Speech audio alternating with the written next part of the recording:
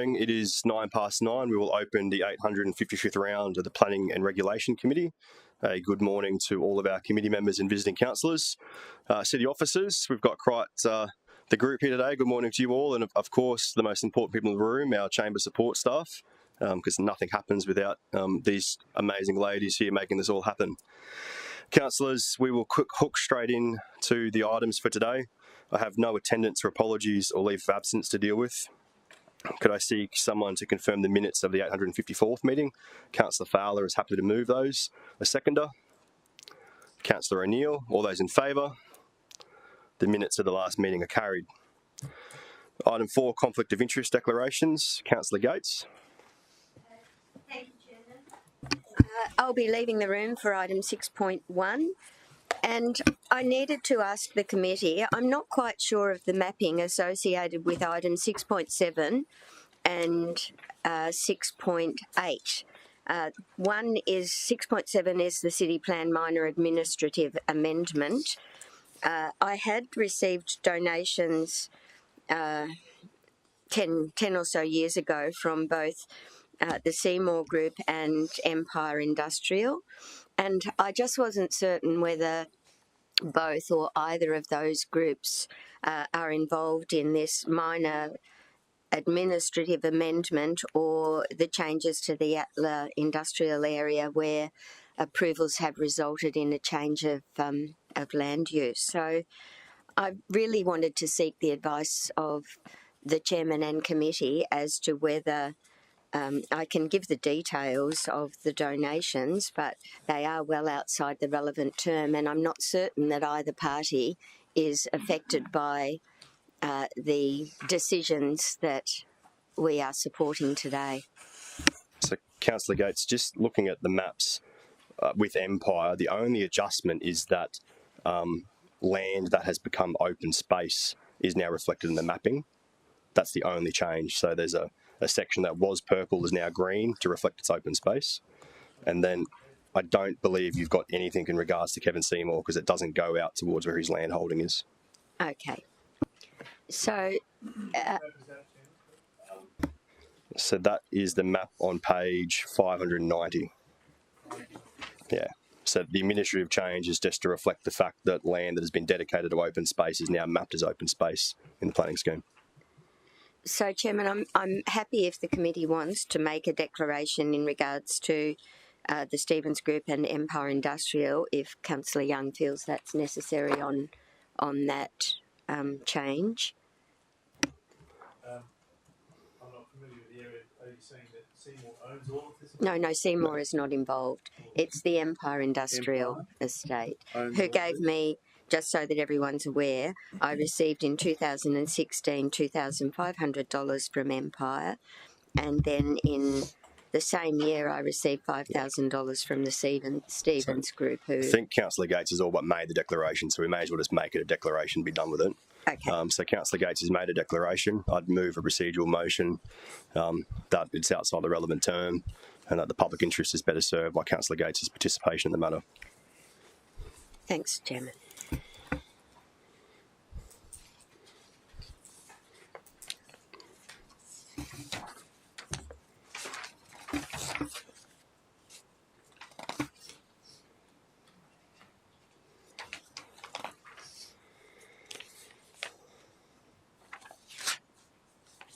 Lost that one again. I found it for a minute.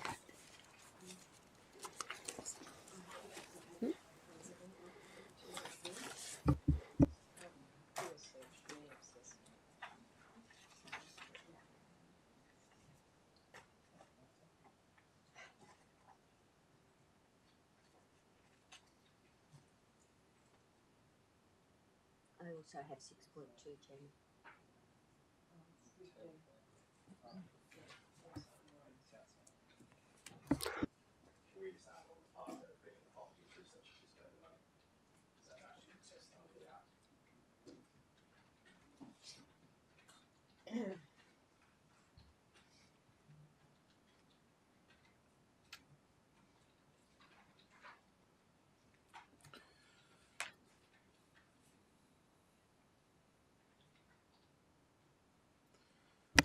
I'm happy happy to move that procedural motion. Is there a seconder? Councillor Young. I've got a question. Question, Councillor Young. Yeah, look, I'm not particularly concerned, but I just want for clarity to understand which properties do they own in this map? So, Pat, it would be fair to say that on page 590, pretty well that entire map is land owned by the Empire Group. Thank you. And so they have sought this change? Or No, this is an administrative change only. Yeah, so not sought by the applicant. It's administrative change to reflect the real world now, which is that the sections of green shown in the map on the right-hand side are now open space, whereas on the left, they were zoned industrial. And there were some areas that were rural residential and now they're just industry, medium impact industry. Not on that map, there's not. The ones in the middle. Sorry, yeah, that hashing is the future impact zoning is removed because it's now all built out.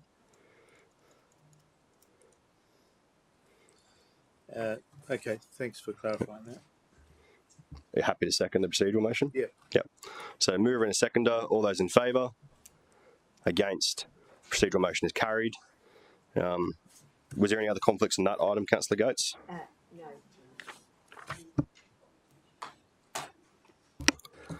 As long as the Seymour Group weren't involved, I wasn't sure. That's right. We need to do a division on that. So if everyone just put their hands up again. Councillor Hamill, Councillor Young, Councillor Fowler, Councillor Patterson, Martin, Doran and O'Neill.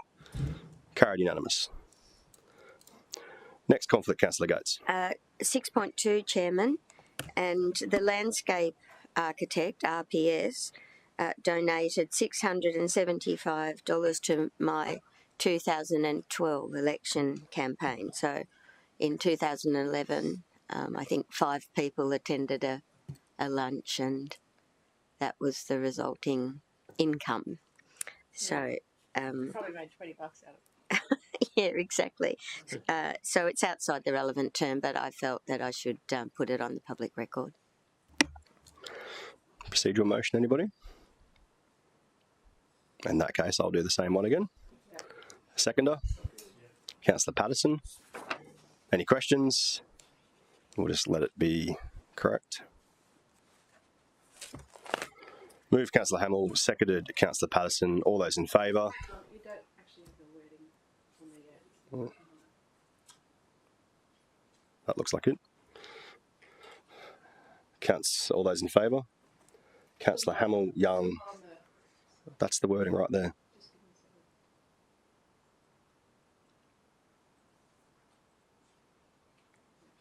Sorry. Yeah, the wording that's there. All those in favour? Councillor Hamill, Young, Fowler, Patterson, Martin, Doran, O'Neill. And Chairman, 6.1, this is the appeals report, and it's extensive this time round with the appeals outcomes from January to March, and then there's a current matters update, which is all the matters of that are pending. And there are consultants attached to this report, many consultants attached to this report that would require me to spend a day and a half preparing information for the committee. So if the committee has no problem with it, I would prefer to simply leave the room on this one and not participate in the debate. Even though it's simply an update of decisions already made, I'd be more comfortable to leave the room. So it's on the public record. Any councillor have an issue with that? Thank you. In that case, thank you, Councillor Gates. Okay. That's Councillor Gates. I don't think she does. She didn't raise anything anyway.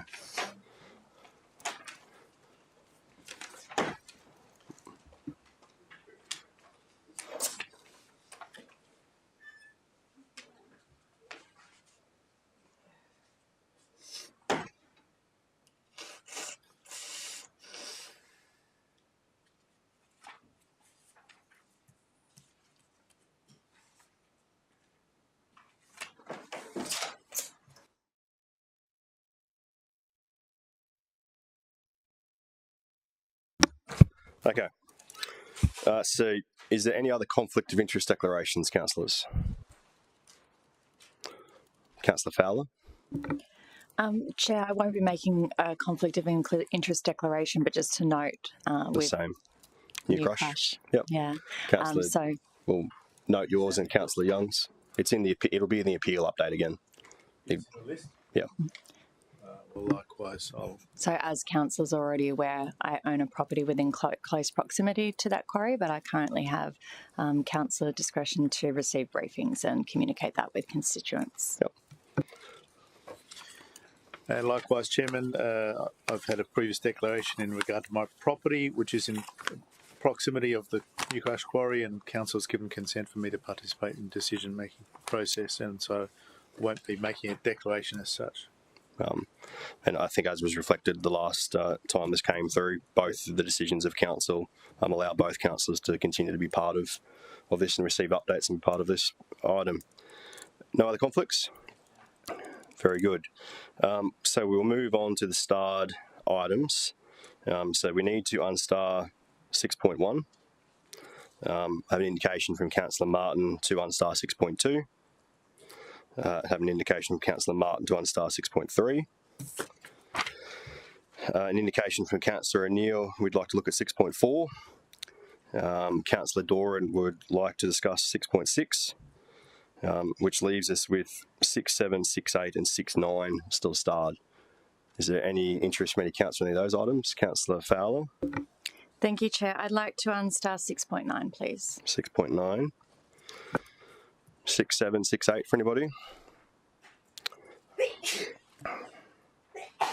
Okay. In that case, that leaves us with item 6.7, 6.8 and the forward planning schedule being 5.1 as starred. A mover for the starred items. Councillor Young, a seconder. Councillor Fowler, all those in favour. The starred items are carried. Bless you, Councillor Patterson.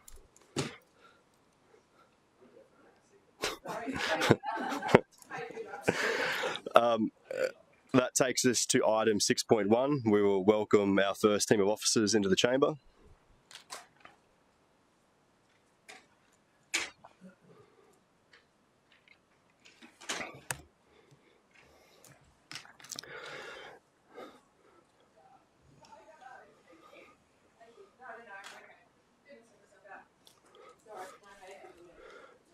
Good morning, officers.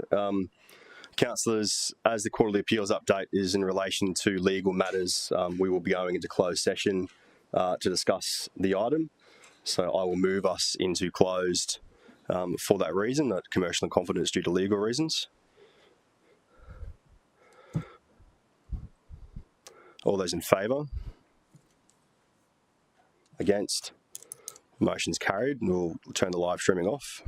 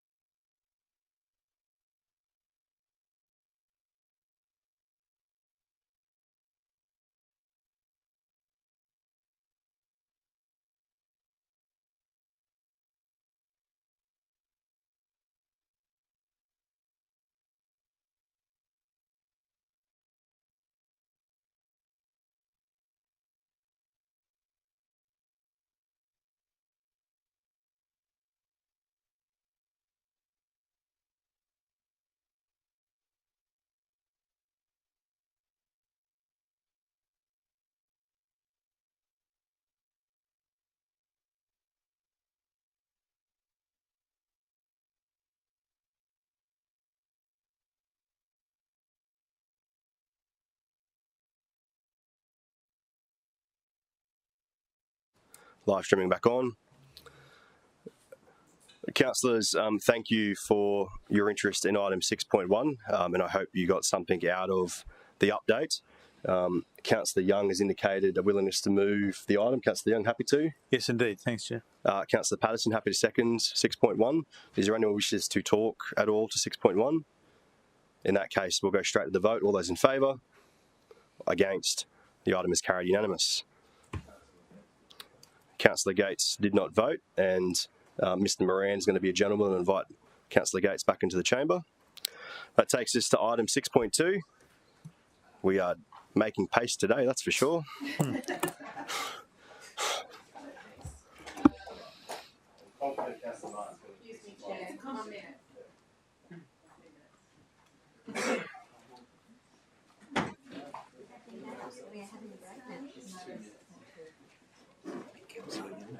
G'day, how are you? Good outcome. Yeah, great, amazing. Councillors, Councillor Patterson and Councillor Martin would both like a quick toilet break, so we'll adjourn the meeting for 5 minutes.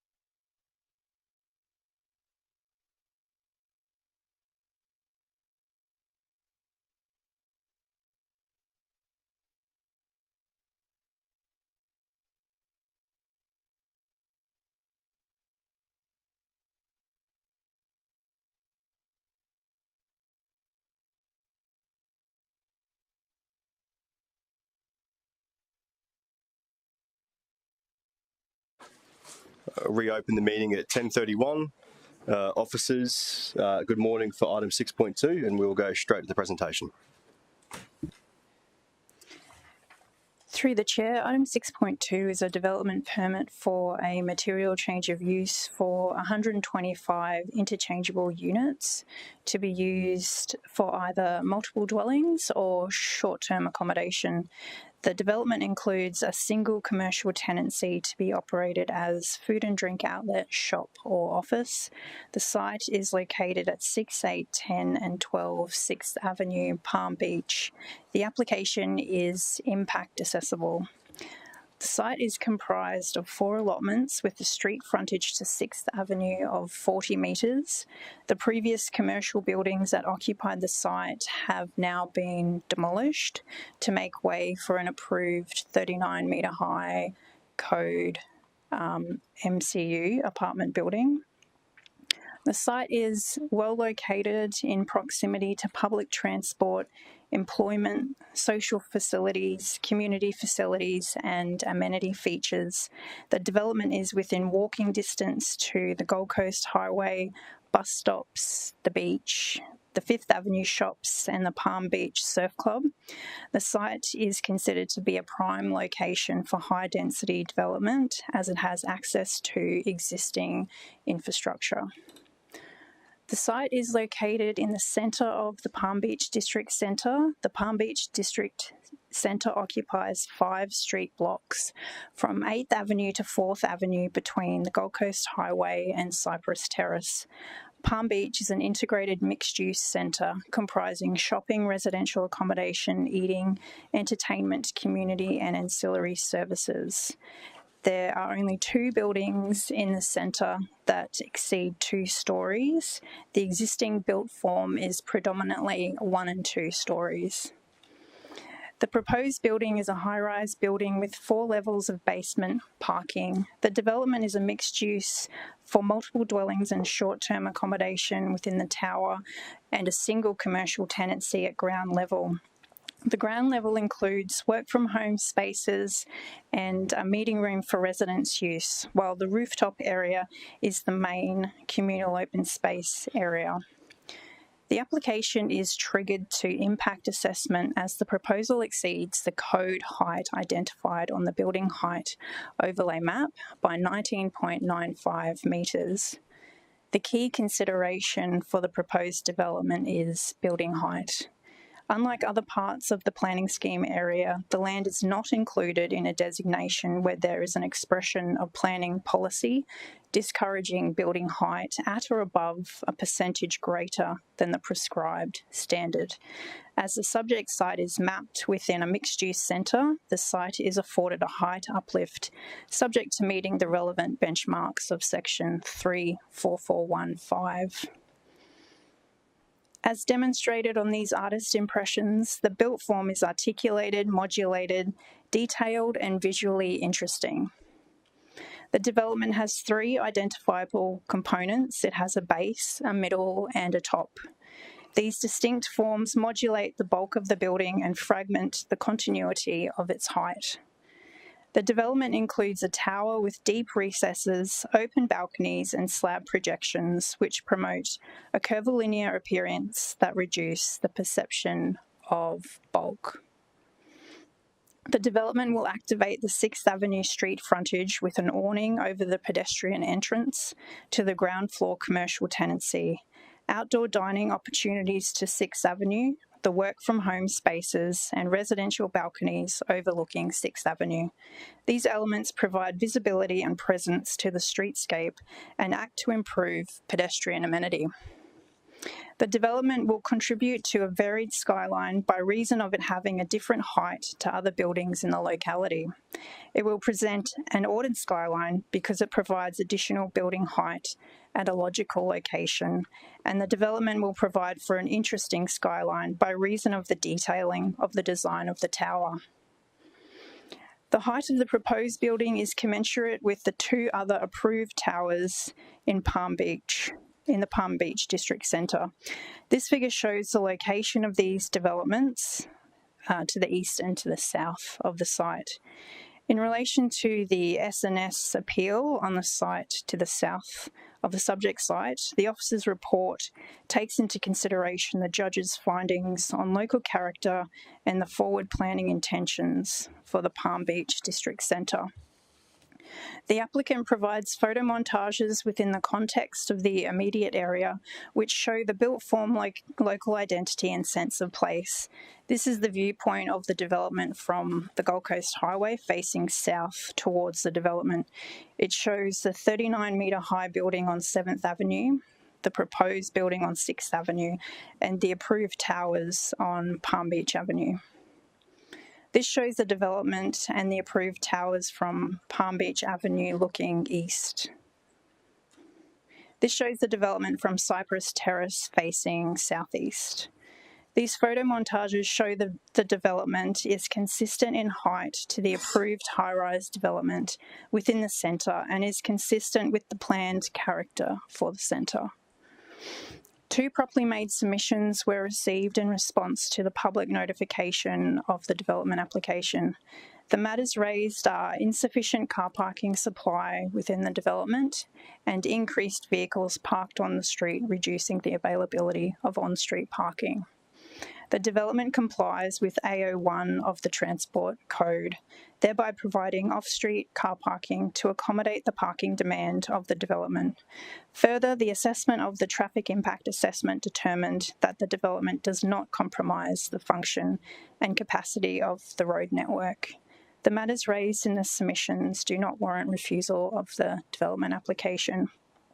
It is considered that the proposed development on its merits satisfies the criteria specified in the strategic framework and that therefore the development ought to be approved.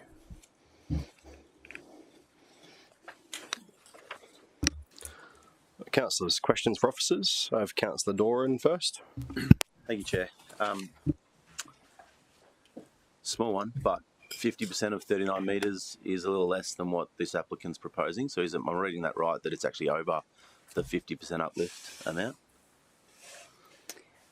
Through the Chair, there is no 50% provision for development within the centre zone. In centre zone? Yep. Page 97, I thought, spoke to that. Key considerations on page 97. Page says, for the key consideration for the building height, again, I'm probably wrong. Do you know where I'm at? Yes. Yep. It says that the development proposes a building height of 58.95, which exceeds the code accessible building height of 39, plus by 19.95, an assessment of the building height provisions with a specific outcome of the strategic framework. Sorry, I'm confused. So, through the Chair, an important distinction regarding the uplift provisions for development in the centre is that it is not capped at 50% and it is not only applicable in limited circumstances, unlike development within urban neighbourhoods across the city. But if you were to take out the calculator and figure out what 50% of 39 is, yes, it is at 50%. Okay, but not relevant in this context. Correct. Okay, so the rest of that key consideration speaks to the strategic framework required, and it goes on to say relevant benchmarks, and this is used to say, well, you've got this height at that level, which is, and the payback is X. So I wanted to understand what strategic framework this was measured against in terms of what wins the community got for the height.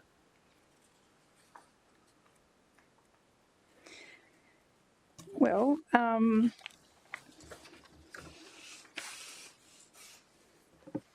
Chairman, can I ask a question, please, in the middle of Councillor Doran's? Just that might help. Okay. So, I mean, the question was a little bit winded out there, but I will get a response to Councillor Doran's question first and come to Councillor Gates. It's a little bit what? Well, the question was a bit what? I think it was a question within inside a question, but Mick, do you maybe want to answer that one? Through Mr. Chair, Councillor Doran, just to help me answer it, the criteria on page 113, that is the height criteria, if I could put it that way. Is that the criteria you're referring to? I was just reading what was on page 97. But if it's not 97. relevant, it's fine. I'm happy to move on. And that's 107, assessment against the strategic framework. Councillor Gates, your question. Oh, well, it was. I was going to highlight exactly what Mr. Moran just highlighted, but my question was going to be: do all of those specific outcomes have to be met to support the additional height required? Like the 50, are they exactly the same as the 50% uplift requirements? Through you, Mr. Chair, Councillor Gates, correct, but they are calibrated slightly different to the urban neighbourhoods, 3.3.2.19. Yeah. And getting back to the start of the conversation, 3.3.2.19, that was a cap, Yes. the 50%, and you're in extreme conflict to go above it. That's not the case for the centre zone. No, it's fine. Thank you. Councillor Martin.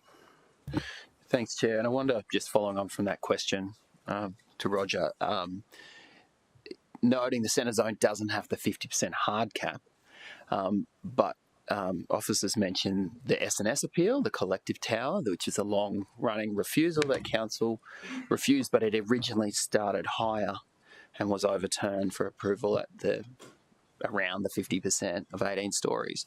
But I wonder if you could provide any commentary from the judgment around the centre zone and the height that was overturned, being the 18 stories, but perhaps collective was higher. And was there any comments around beyond 50% in the centre zone and that perhaps not being appropriate? Through you, Mr. Chair, the S&S appeal, that is pretty congruent with what is proposed today, that height, and also the one across the road to the north at 1128 Gold Coast Highway that was resolved by full council. Not specifically but going any higher than that. The judge was more in the context that this is a centre zone, what the planned expectation for the future was, and putting context behind that it was in a centre and not the medium density residential across the street. Thank you. Just a question from officers on density. Obviously, the overlay is 25 metres square, and this proposal is 7 metres square. But just seeking a bit more understanding of how officers arrived at that higher level being appropriate.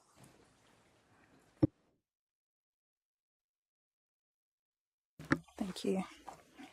Through the chair, there is a housing test in the overall outcomes of the centre zone code, which the report speaks to, specifically in relation to density, and that's overall outcome 2F in the report. So that talks to the orderly and economically efficient settlement pattern. So it states here, provisions to look at are the degree of public transport service within a 400-metre walking distance, the proximity to major employment, including centres, and the capacity of available infrastructure to support the development. The site is within a centre. It's within walking distance to the public transport, and it also is a site that has capacity of available infrastructure. So it is a prime site for increased density, and it's a site that's supported for increased density in the overall outcomes of the centre zone and also the outcomes in the strategic framework. Could I seek clarification there? So Councillor Martin mentioned 1 per 25 square metres, which would be the acceptable outcome. The applicant chose to go for the performance outcome, and everything you just listed out, Monique, they would have had to have provided expert reporting on why it meets those things, and then the performance outcomes met is where we got to. Through the chair, the centre zone only includes overall outcomes. It's unique in that respect. There aren't acceptable outcomes or that's fine, but yes, same intent that they chose to go for the higher thing and would have to have provided evidence that there is infrastructure support. It's close to employment. It's close to the other things that you mentioned. correct. Yes. Councillor Martin, follow up. Thanks, Chair, and for that context. Yeah, that was what I was seeking around that performance benchmark. Just interested in landscaping on the facade and on the rooftop, which I mean is appealing that it's woven into the design, but just seeking assurance around that will be maintained through the development, like serviced, conditioned. There's obviously trees on the rooftop and some of that cascading. So just seeking confidence that in years to come that will be maintained.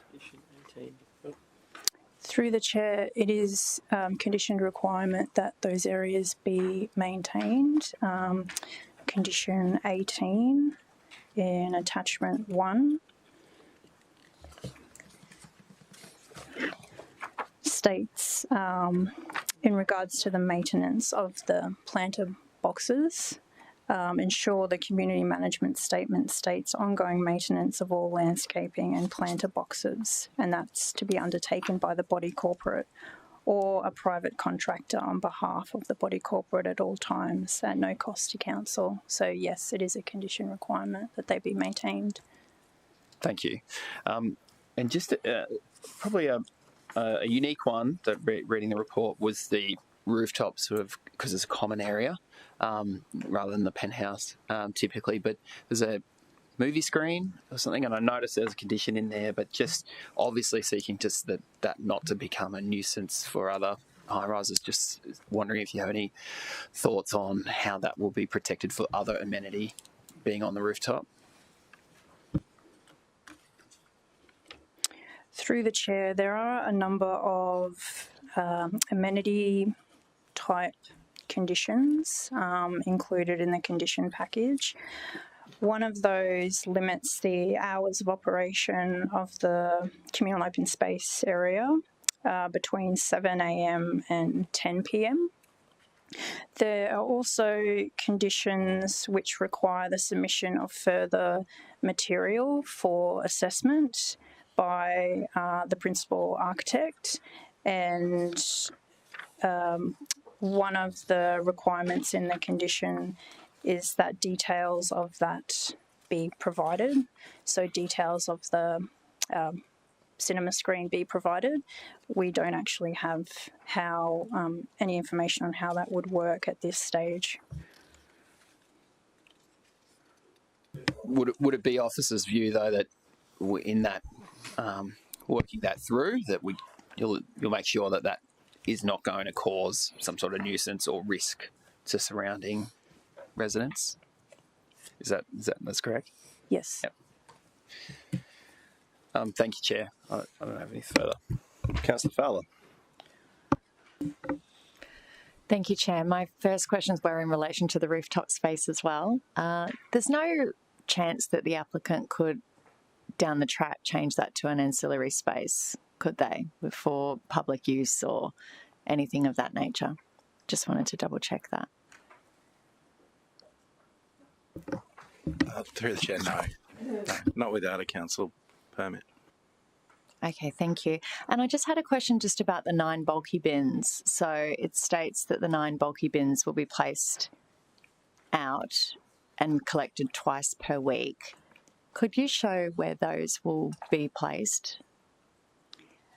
Is there an image, an artist's impression that best represents an angle where that we could visualise where those bins would be placed?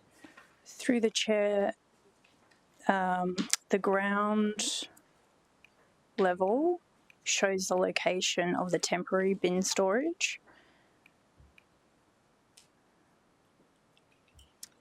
So that's on the left. I guess I'm more interested about when are they getting collected from that place? Or did I read correctly that they get shifted to the street? So they get collected on street, that's right. So they would be placed in a temporary bin collection room on collection day, and the management or body corporate representative would need to make that available for the rubbish collector on street, yes. So whereabouts on the street would they be? Would they be taking up the car parking? I'm just trying to get some clarity around what that looks like twice a week with 9 bulky bins on the street. Through the chair, they would be pulled out onto the driveway when the garbage truck arrives. So on the driveway, not in car parking on the street. We don't actually have a drawing showing that, no. Through you, Mr. Chair, conditions 63 and 64 go into the specifics about bin storage and how the bins are to operate. So the idea is that they have to call up for an inspection, and our contributed assets guys will get out there and waste officers, and they'll actually go through, and the applicant will need to demonstrate how they're fulfilling that condition in accordance with our solid waste policy. So conditions 63 and 64. Thank you. I don't think I got an answer to my question, but I appreciate the additional context. Did you have any other questions, Councillor Fowler? Councillor Young, then Councillor Martin. Thanks, Chairman. Just wanted to ask about car parking. Can you direct me to the particular discussion about that in the report, please? Through the chair, car parking is mentioned in the development proposal table. On page 66. Where it includes the table 2 car parking. Thank you. So, regardless of the number of bedrooms in any unit, we just stick with the 1 car park per unit. Is that correct? Through the chair, that's correct, yes, for the car parking calculation in the centre zone. Thank you. Councillor Martin. Thanks, Chair. I was just wondering if you might just provide some information. Page 97, we've obviously got the roof cap, but in the drawings, I think it's the lift well that's bubbles, and there's not a note there, but just seeking to clarify that roof height. Is that inclusive of the lift well, or was there given that's bubbled there, have officers made some sort of recommendation back to the applicant on that lift well? So, through the chair, are you referring to the red sort of bubble that shows, yep, on the drawing? Through the course of the application, there was a change made, a minor change, which is where this red annotation comes from. Initially, the development didn't have a pop-up lift, and as part of the change, it then included that lift. So that annotation was just pointing that out to officers as clarifying what the minor change was. And so there's surroundings around shielding that visibility. I think if I can sort of interpret 696 is that's covered now. That's not an exposed lift well that you see from vantage points outside the development. Through the chair, if I can just refer to the drawings.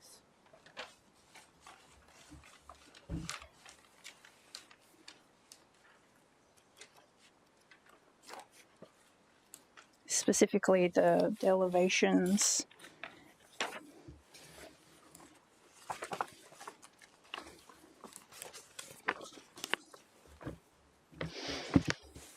So the elevations show the rooftop area to be screened by aluminium screening, and they do not show the lift popping up over that screening, yes. Okay, thank you. No other questions? Councillor Doran. Sorry, I might have missed this at the start, but could you just clarify again why this is impact accessible and not code accessible? Through the chair, the development exceeds the 39 metre code building height overlay map. So building height has triggered it to impact, yes. And just one quick follow-up, Chair. And so when it goes over that, it's assessed against the strategic framework that is consistent within the document, and the officer's assessment is that it's approved based on measured against that strategic framework that's outlined in our report. Through the chair, correct, yes. Thanks. Okay, if we're done with questions, I'm happy to move this item and would seek a seconder before we go into the debate. Councillor Martin is happy to second. I'll keep the opening very short on debate. It's interesting, this is a developer who has a few developments under construction in the city at the moment, and they typically are a developer that is focused on very expensive single floor per level units on the ocean side. Reading a bit of media about this one and a bit of information they provided, they've made a conscious decision as a developer to pivot their business model to start to look at this kind of development where they want to deliver more dwellings at a more affordable price point. I was looking at this on the weekend and looking at the pre-sales for it, and this is a development where single bedroom dwelling you can get into for under $600,000, and there's 2-bedroom dwellings under $750,000. Definitely a different price point in Palm Beach than what we've seen for a lot of developments recently. To me, the application shows that when we are prepared to look at height and density in the right location, it can lead to developers amalgamating sites. Something I think all councillors would support is that we would prefer developers to amalgamate sites instead of doing smaller towers and smaller sites.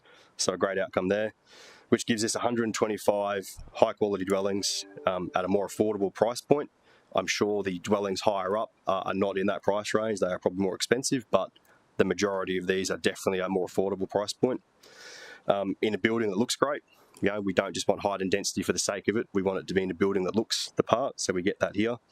Offers high quality amenities, looking at what's available or what is proposed in the public and communal facilities. This will be definitely a building with high quality amenities. And just to say that I hope that this example might lead to some other applications on 6th Avenue that will turn this into a very desirable part of Palm Beach on the western side of the Gold Coast Highway. Hopefully one that if this kind of theme of what I think is pretty exceptional landscaping, pretty exceptional architecture and some good streetscaping outcomes will make 6th Avenue a really sought after part of Palm Beach. Anyone wish to speak against the item? Against? Yes. I note your comments and I welcome the provision of affordable housing, shall we say, but where the applicant is seeking to have a density of 4 times that set in the city plan, you'd hope that that's the least that they can achieve. Speaking for, Councillor Martin. Thanks, Chair. And I did want to make some comments about this because, as you know, and my colleagues would know, I've been pretty relentless around fighting for the protection of low to medium density of Palm Beach.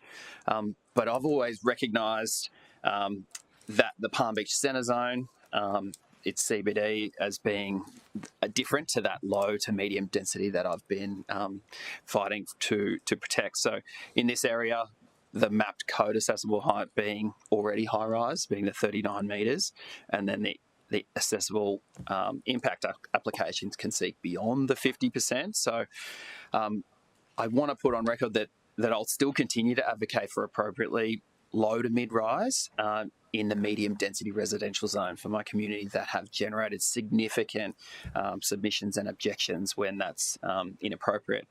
But I think part of that commitment means acknowledging that where the tallest buildings in Palm Beach should go, and that I've always maintained that should go in the centre zone, and that's shared by the city plan. I think that the fact that there is no limit of 50%, I mean, I am certainly not jumping up for joy around the height, but I certainly, what we saw from Collective, that over that limit, even though the city plan doesn't have a 50% limit, I certainly think beyond that is not warranted in Palm Beach. So certainly seeing that be limited to the similar other developments that have been approved. So I can't ignore the legal framework under the city planning scheme, the 2016 planning scheme. So I was adopted before my time as a councillor. So, but I will be, still have a view around heights and protecting that character of Palm Beach in the new planning scheme, and that's my focus because I think we've learnt or we've seen what's happened with the SNS appeal and Collective. There's many years and a lot of ratepayers' funds, and ultimately got to the 18-storey. This proposal marks a third 18-storey in the centre zone. And I think importantly, when I look at the additional height uplift for this development on this site, there was some things here that I've seen that I haven't seen in the residential zone. So the genuinely affordable housing, and I know locals have actually bought into that. So it's not the luxury interstate or rented or empty luxury apartments. The ground floor activation, there's currently medical there. That's not I've grown up in Palm Beach. That street was not probably a place you just hang around in, and so that activation is important. It would be a large food and drink outlet or something to activate that street front. The communal rooftop area, rather than penthouses, I think was well received. I would like parking to be better, but I note that it's above the AO, so taking that to a planning court, I hear the officer's recommendation. Politically, it's easy for me to vote no, but I think responsible planning requires that. In saying no, that I also say yes, and I think where that saying yes, that's appropriate. Particularly where refusal could expose us and ratepayers to significant financial risks. I'm not about flushing ratepayers' funds down the toilet, so we've got to look at those relevant case law. And I just note that the existing planning scheme with the Collective appeal really was reflective in the judge's outcome. So I think my focus is more on the future planning scheme. This developer, in fact, this particular developer, I've flatly refused another site being in the low to medium residential zone, whereas this one being in that centre zone. I think probably the largest element is the community. This one had 3 objections. I think 2 were properly made, and I've had very limited community objections to me personally. So, I take that on board that, we're getting greater housing at a more affordable offering. So it's very difficult for me to stand up here and refuse, because I, take the advice of officers given the Collective appeal. So I just want to put on record that I do still oppose inappropriate development, and I'll continue to defend Palm Beach's low to medium rise residential character that I pledged in my election campaign, and I've continued to be committed to today. But in this case, on this site, I support the officer's recommendation, and I just wanted to make it clear the context behind my decision. Anyone wish to speak against? In that case, just to close briefly, first to acknowledge Councillor Martin's contribution then. This is always interesting. We have applications in Palm Beach, and I think today your contribution to that and making the very relevant point that you're not against all development. What you're against is where your community sees it being not the right development, but you're open to looking at the right areas in your division that can take height and density and provide more dwellings. And that's the key for all of us as we approach the new planning scheme, is that we have to be open to that it can't just be a case of no to everything in our area. We have to be prepared to have that conversation. I think it ties in with Councillor Young's point. We have an acceptable density of 1 per 25 square metres in this area that was established in 2016. This application and them seeking this density would seem to demonstrate that the commercial reality to achieve this many dwellings at this price point is that density is wrong. Then we'll have to look in the new planning scheme of what the calibration of densities in the right area is. But again, that's about the new planning scheme and getting that right. I would just finish by saying that, again, amalgamation of sites in the right area a good-looking building with the right amount of amenity is this kind of development that can deliver not just more dwellings in the city, but can deliver more dwellings at a more affordable price point in the suburbs our people want to live in. And to hear Councillor Martin point that there are existing Palm Beach residents choosing to buy into this development, that's a great outcome. With that, I will close debate and take the vote. All those in favour? Division is called. Those in favour are Councillor Hamill, Councillor Fowler, Councillor Gates, Councillor Patterson, Councillor Martin, Councillor O'Neill. Against? Councillor Young, Councillor Doran. Officers, thank you very much. We will move to item 6.3.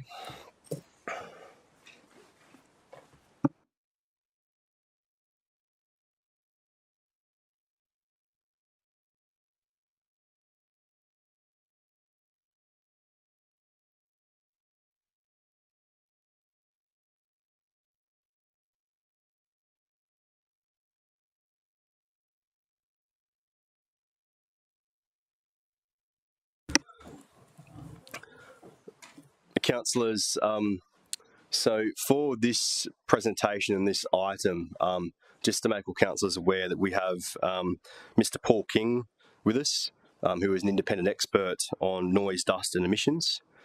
So any questions on those matters will most likely refer to our independent expert who was engaged to peer review the assessment on this one. So everyone's aware of that. And with that, we'll pass on to officers for the presentation. Thank you. Good morning, councillors. Through the Chair, the proposal is for an other change to a material change of use for high impact industry landfill and medium impact industry waste and recycling facility. The proposal seeks to introduce a concrete batching plan as an additional aspect of the approved high impact industry use. The subject site is lot 1762-1763 Pacific Highway, Burleigh Heads, and the development application is subject to impact assessment. The subject site has an extensive history of industrial operations. The site currently operates the high impact industry landfill and medium impact industry waste and recycling facility, which is the subject of this other change application. The site also operates under a development permit for industry, screening facility for sand and soil. All uses coexist and operate concurrently on site. The proposal is located to the northwest of the recycling and screening areas in a separate lease area C.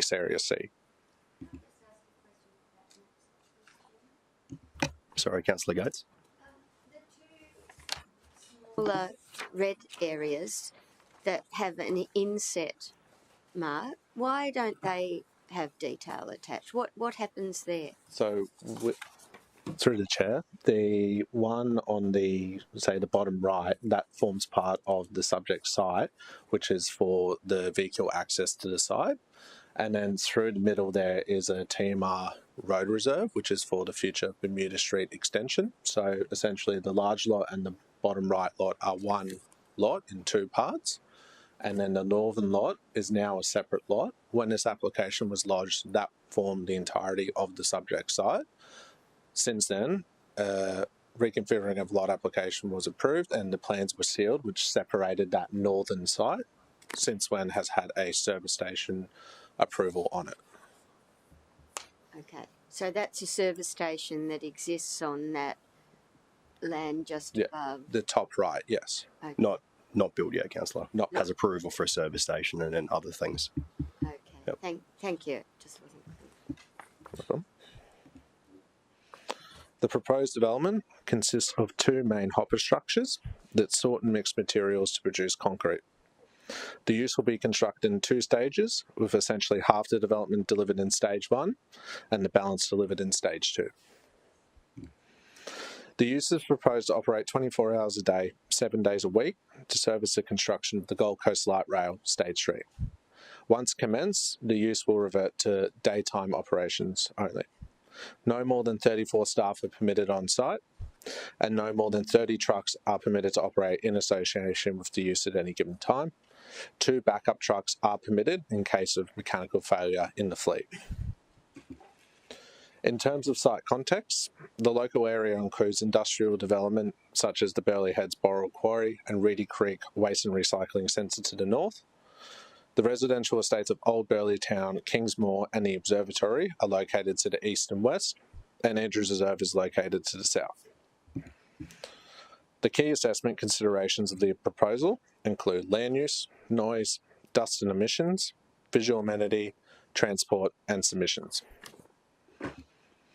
Officers consider the proposed development to be appropriate in this location. The proposal is commensurate with historical operations of the site and will integrate with existing on-site uses.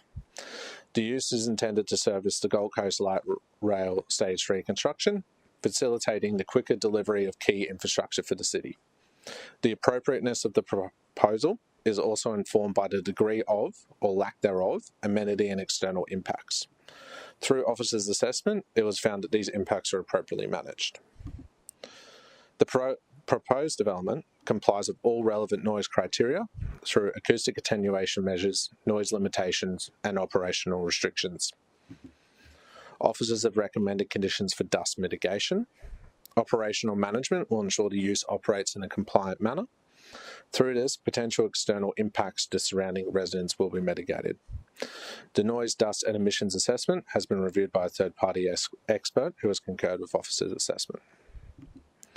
The proposal will be mostly unviewable when considering the site topography, proximity of surrounding residents, size of the use area and height of the proposal. The proposal accommodates car and truck parking entirely on-site.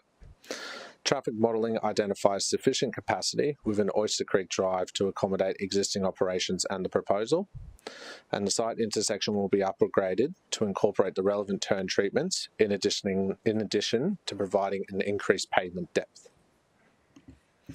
During public notification, a total of 980 submissions were received, 914 of which were properly made and 66 not properly made.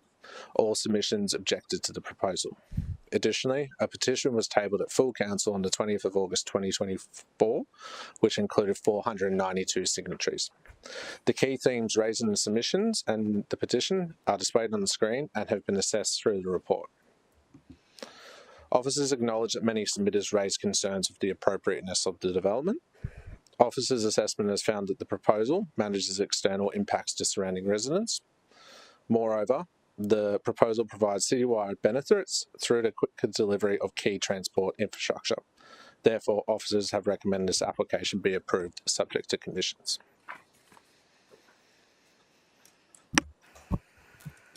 Councillors, questions for officers? We've got a slew of hands, but I saw Councillor Gates, Councillor Fowler, Councillor Young, Councillor O'Neill, then Councillor Martin.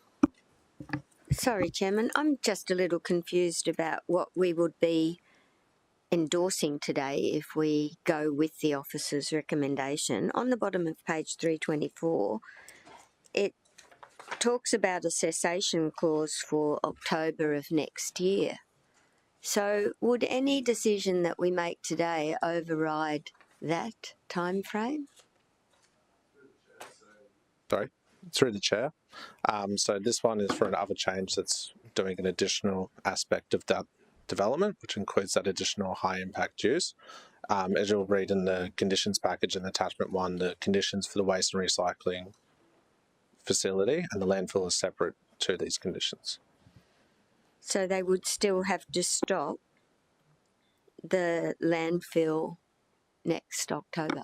And through the chair, the waste and recycling facility and the waste and recycling facility, yes, but this is an additional aspect to the development permit. Okay, thank you. That's all for the moment. Councillor Fowler. Thank you, Chair. And through you, I just had some questions around the truck movements that are coming in and out of the site, if that's okay. So how close, there's one road in, one road out. How close is that road to those neighbouring properties in metres? Sorry, I'm just going to site plan up. Through the chair, so the site access you can see in the bottom right here. I don't know the exact figure in metres, but in terms of the access to the nearest resident, it would be approximately 100 metres would be my, looking at that, what it would approximately be. I did the little ruler on the city plan. It said 60, Okay. but yeah, I bet the closest point. How many trucks have we currently got going into that site each day? And I guess I was a little bit confused by all the numbers in the report. How many trucks would the applicant have a provision to bring in through the day and through the night should this be approved?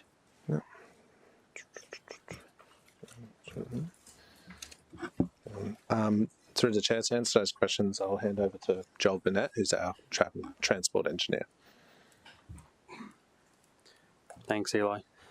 Through the chair, the proposed development is going to generate around about 1,370 trips per day, which is roughly, per week, which is roughly 195 trips a day. I don't know exactly what the existing daily trip movement is for the existing operation. They did do, I think, peak hour counts, and it's probably, I think it was a bit less than the existing development. So, at a guess, maybe something similar or a bit less per day. So potentially similar, 195 trips per day are currently taking place at that site, but during the day, not at night time. Is that correct? Do you know when If it's the same, how does it help? rating hours of the existing one? Yeah, I'm not sure what existing, but it is something similar. Look, I think it's something similar to what's proposed, just throughout the day, just the daytime hours. So Sorry, could you speak up? What was that? sorry, I believe it's just during the daytime hours for the existing use that's there now. So Do we understand then why does the applicant need to do nighttime travel if it's the same amount of truck movements that are currently taking place during the day that they would be proposing to do day and night, 24/7? my understanding with the nighttime is that they're servicing the light rail corridor, so there's works that will occur overnight just doing the concrete pours, and then that's only for a certain period until the light rail is complete, and then once it's complete, then it just goes back to daytime hours. I also just wanted to have a question. Sorry, it's probably not in relation to you anymore, thank you, but through you, Chair. Why have there's a substantial discount being applied to the infrastructure charges? And I just had a question around, we're reducing the charge from a gross 117,000 to a net of only 3,705. And I just wanted to understand why we are doing that discount or proposing that discount. Through the chair, so referring to page 350 of the report, so you're talking about the gross charge amount of 116,000 because it's an existing site. It has credits to apply to the subject site, so you discount the 113,000, and you get that's where you end up with the 3,705. Okay, so the applicant has $113,000 worth of credits owing to them from the city. Through the chair, yes. Okay. Thank you. And just one last one, Chair, and then I'll pass to someone else.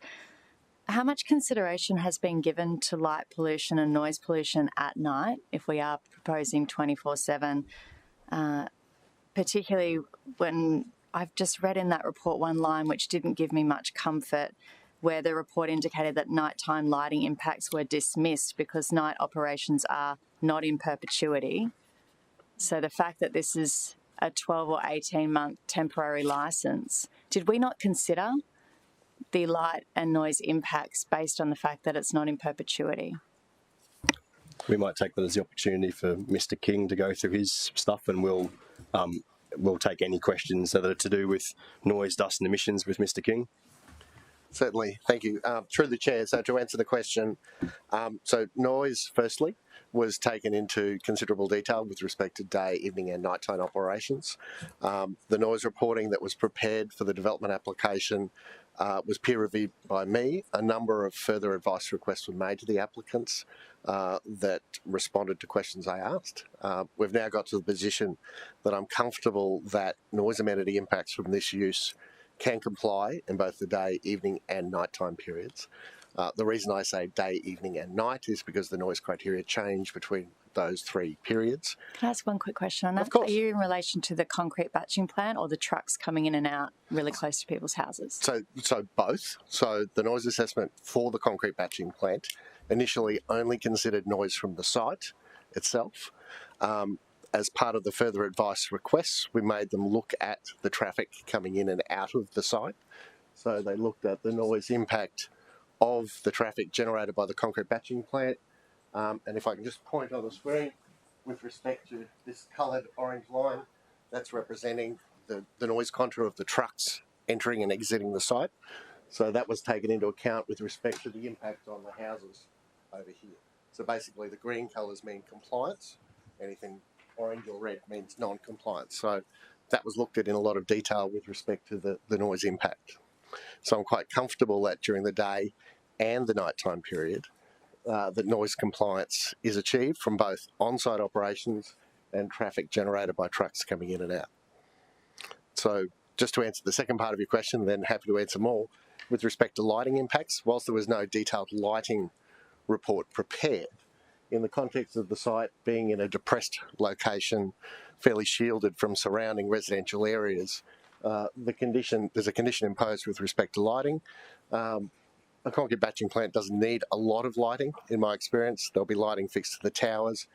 The design of the plant for noise requires enclosure of the activity areas, and otherwise it comes back to headlights of trucks on the road, which again follow the noise contours.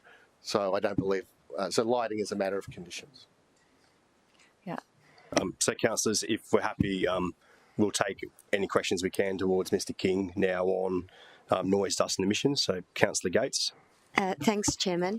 I'm not familiar with this area, so through the chair, can you show me how the vehicles get to that highlighted entry? So where do they come from to get to that point? Is it? Plan. Yeah. Do you want to answer this, Ben? Yeah. So, you answer that. Yeah. So it's through the chair, so you can see the site access there with the inset shows where the site access is. Sorry.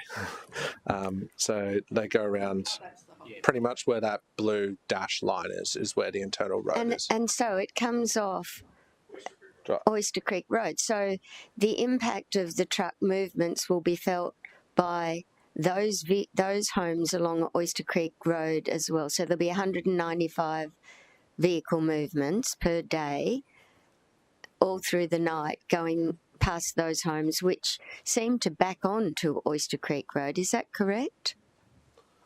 Through the chair, so the site access, as you can see there, it accumulates before it goes to past those residents. Is that sort of what your question was? Yeah, do they have to go past those residents, either coming in or going out? Yeah, so they turn right to access through the chair. They turn right to access the site, and then it's left out as well. The access.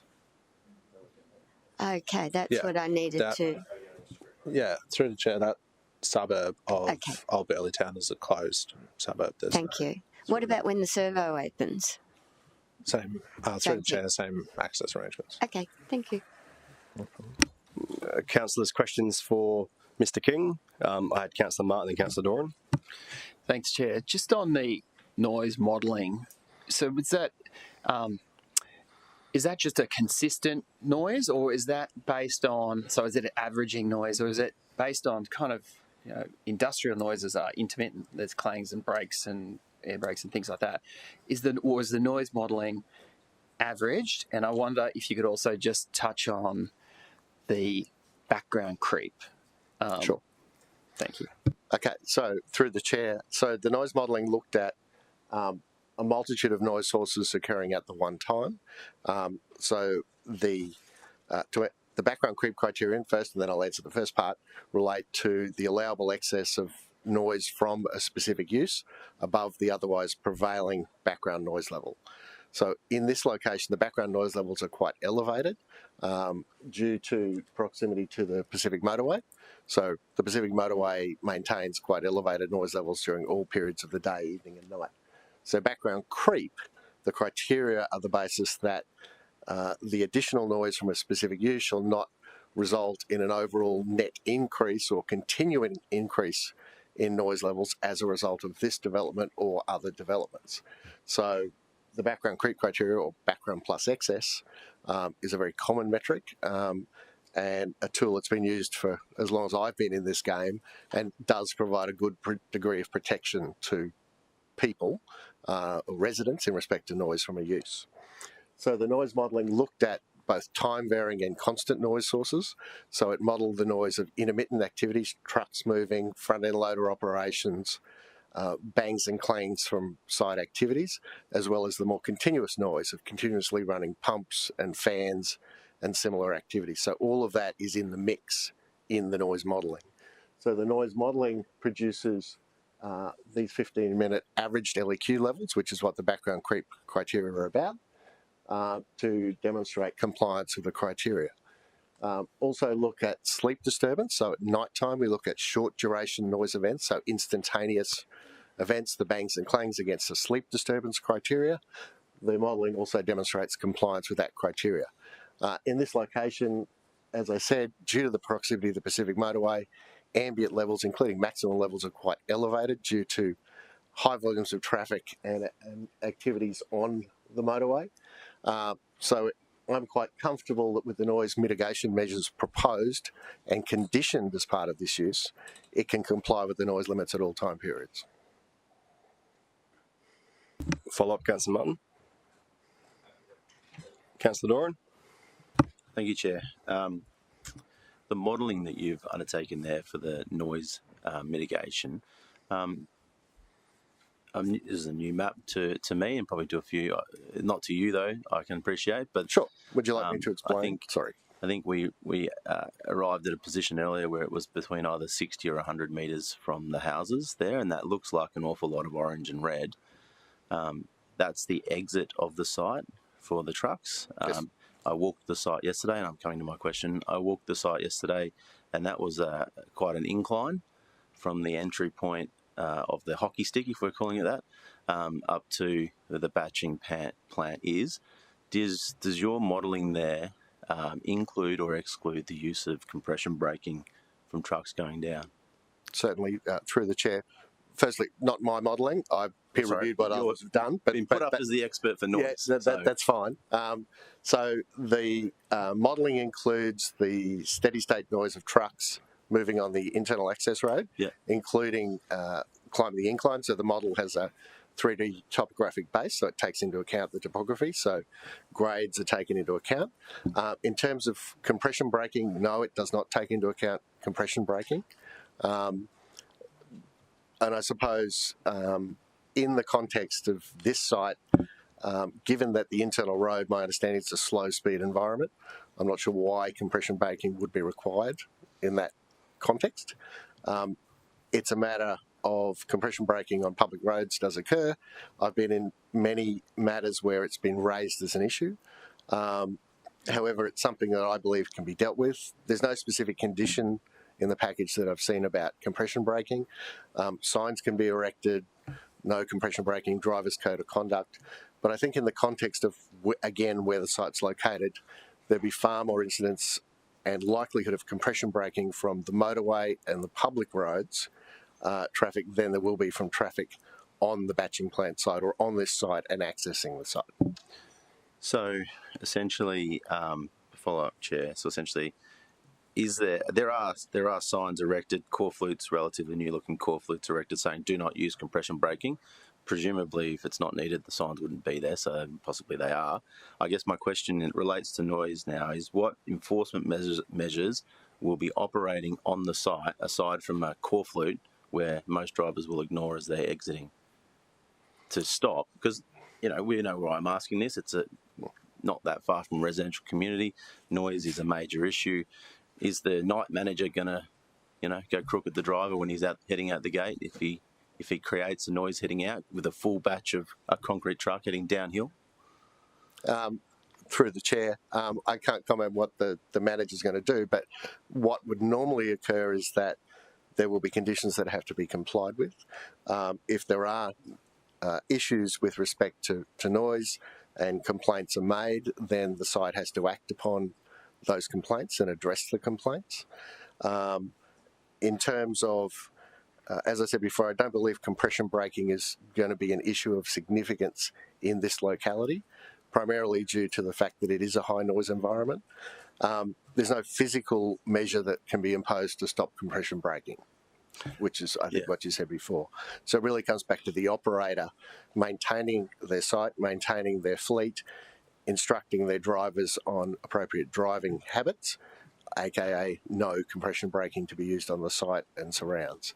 That's been implemented before in quarries and things like that. There are drivers' code of conduct requirements. So I believe it's a matter that can be dealt with, but at the end of the day, it's up to the operator. Chair, just one last question for with relates to noise, and I'll come back to other questions. Is it common practice for sites like this, where there may be some community angst around the noise and the proximity to community, that some acoustic monitoring is on site, so that if a community is saying that it's quite loud of an evening, there is a real-time gathering of evidence that can be measured against from a compliance standpoint, so that there isn't it's very loud, and then the operator says, no, it's not, it's very loud, no, it's not. I don't know if that's a common practice, and I seek your guidance on that. Certainly, through the chair. So continuous noise monitoring is applied to certain developments. I don't believe I've seen it applied to a concrete batching plant. Well, I suppose it's not so much that, sorry to cut you off, the batching plan is in the top of the hockey stick, but the noise is not necessarily always only going to be limited to the batching plan. It's the entry and exit that I'm referring to here as much as anything. Sorry, so in the context of the batching plan, I'm talking about the site itself and the traffic that it's generating. So noise monitoring could be required. The trouble with noise monitoring in a location like this is to know what you're actually measuring. So a continuous noise monitor sitting somewhere is measuring noise of what's going on in the locality. It wouldn't know whether it's concrete batching plant traffic, traffic on the public roadway, traffic on the Pacific motorway. So it has utility in getting noise levels, but as to what those levels mean as part of the issue. So it can be a management tool, but it's really something that needs to be thought of in a greater context of what goes with it to make it worthwhile.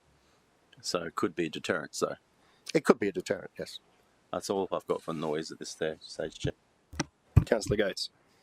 Thanks, Chair. Through you, just in terms of noise, was there any consideration given to a requirement for noise attenuation fencing along the buffer of the road just to protect those residential properties? So I looked at that. So the noise modelling, through the chair, I did look at that. The noise modelling showed that it's not required.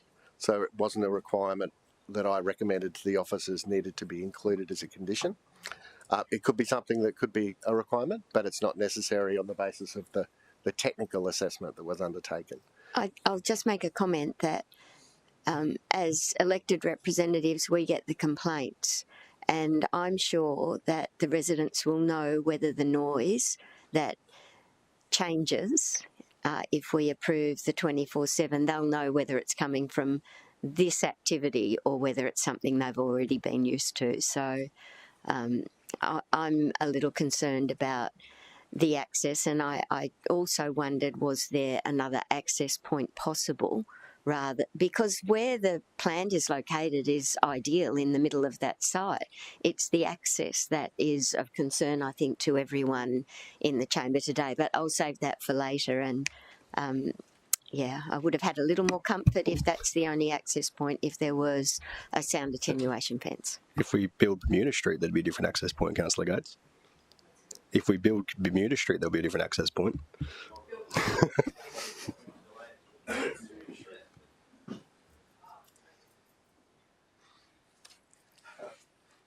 Councillor Patterson and Councillor Martin. Thank you. Through you, Chair. So on page 394, it's noted that several of the submissions raised this concern on potential noise impacts and the trucks accessing the site. And you noted that the existing background noise levels exceed the noise quality objectives criteria. Yes. So does that include these trucks? So based on your study, you think even with the trucks coming in close, that the existing background noise is still worse than what they're going to get from here. Through the chair. So I believe what the officers are talking about with the acoustic quality objectives. So those are set numbers in the environmental protection noise policy. So when we look at noise criteria, we look at firstly the acoustic quality objectives, and then we look at background creep criterion. So the acoustic quality objectives from the environmental protection noise policy are, shall I call them, a de facto noise criteria in the absence of anything else. They're also used as a first pass to assess the amenity of an area. So the point I believe the officers were making in the report is that currently this area, the ambient noise levels are far higher than those acoustic quality objectives. So meaning it's a noisy area. Secondly, in terms of the background creep criterion that we're talking about, the background noise level here at night is 36 decibels. Yep. The criteria is 41. So background plus 5. So background creep. So the noise predictions that we're looking at up here on the screen are noise levels of sort of, let's say, 60 in the middle of the access handle, reducing down to noise levels of 43 to 41 and below in this area. So the in terms of the existing traffic noise in this area, the existing traffic noise from the Pacific Motorway is in excess of 50 decibels at the houses, more like 55 during the night time, and close to 60 during the day. So the noise of trucks associated with this access handle is still less than the noise of otherwise prevailing traffic. Right. That doesn't mean that the trucks won't be audible on the access road, but audibility is not. But you think it somehow, I don't understand how it is, but you think that somehow it's going to be less than what they're having to put up with already? It will be within what's happening already, yes. Right. And if I may just do a follow-up. So in that same table on page 394, the 64 trucks per hour, you really think it's 18 movements per hour. So when you say that as such, actual acoustic impacts from vehicles are predicted to be significantly lower than modelled, well, should we not just go on what's modelled? So, sorry, through the chair. So we have gone on what's modelled. So they adopted 64 vehicle movements an hour for the purpose of modelling, which is a conservative number. The officer's comment, I believe, is that this concrete plant, I don't believe, in my experience, would generate 64 truck movements an hour. The simple maths on that to go into it, because unfortunately I like numbers, is that to batch a load of concrete takes at least 5 minutes. So in 1 hour, with one batching point, that's 24 trucks per hour. Okay. So at 2 batching point, that's 48. Right. Okay. So the 64 number was chosen by the consultant for the purpose of their modelling, but it's far in excess of what I think, in reality, what this site will produce. Okay. Just one last one, if I may. So what's present for me right now is a shopping centre in Division 6, which took 15 years after approval for residents to be able to overturn the changes to trucks coming in and out. So what I would like with confidence is that if we find out that this is impactful on residents, that we do have a process that's going to take them a lot less than 15 years. And I appreciate this is only going to be here for 12 or 18 months, but that they're going to, that we've got a process that they can go through where they can expect with confidence that we would be putting in changes. Because I'm quite sure when that shopping centre was put in, again, the acoustic report suggested that it was acceptable, and then it was later identified it really wasn't. So certainly, through the chair, I'd like to answer that in respect to the conditions that have been drafted, specifically Condition 11. In there, Condition 11 sets the noise criteria that must be complied with. So that's a measurable criteria. So that's something that can be enforced through the matter of taking measurements, and compliance action. I'm not sure about the shopping centre you're talking about and whether there were numerical criteria, but I've specifically made sure we put the noise limits into these conditions so it's easy to prove whether they're compliant or not. If I may follow up, so if you could just take me through that. So let's say residents say, no, I think they have gone over. We send out compliance for enforcement, and if you could just talk me through what does that process look like and how long do we expect that process to take before there's an enforcement measure provided? And this is my concern. And is the enforcement measure punitive? I mean, we're looking at a noise issue which could very well be coming up in Southport on the weekend. What happens if they go apart? Is the enforcement really something that's going to be a bother to them or not? Through the chair, I just might lean on Blake just to provide comment on that. But whilst he's coming up, I think through the chair, Councillor, in particular around the compliance activities, I mean, fundamental to that is being able to substantiate that an offence or that a compliance activity hasn't occurred. So it's very difficult to be able to provide a finite time frame on when that will occur because it's very individual to the situation. Blake, did you have any other comments on? Are we thinking days, weeks, months, or years, would you imagine? Through the chair, in this particular instance, we'd be looking more at months in order to be able to substantiate those aspects. Through the chair, perhaps I could provide a bit of commentary on what that process might look like. So if we were to receive a complaint from a member of the public and we wanted to test those measurable criteria, the acoustic objectives, what Lucas said is correct. It's hard to put a definitive time on it, but the steps would involve us undertaking surveillance of the property and inspection, potentially out of hours as well. So arranging that, engaging with environmental health officers to organise testing of the site so we can get our own measurements. And then the statutory enforcement process can depend on how responsive they are to our actions.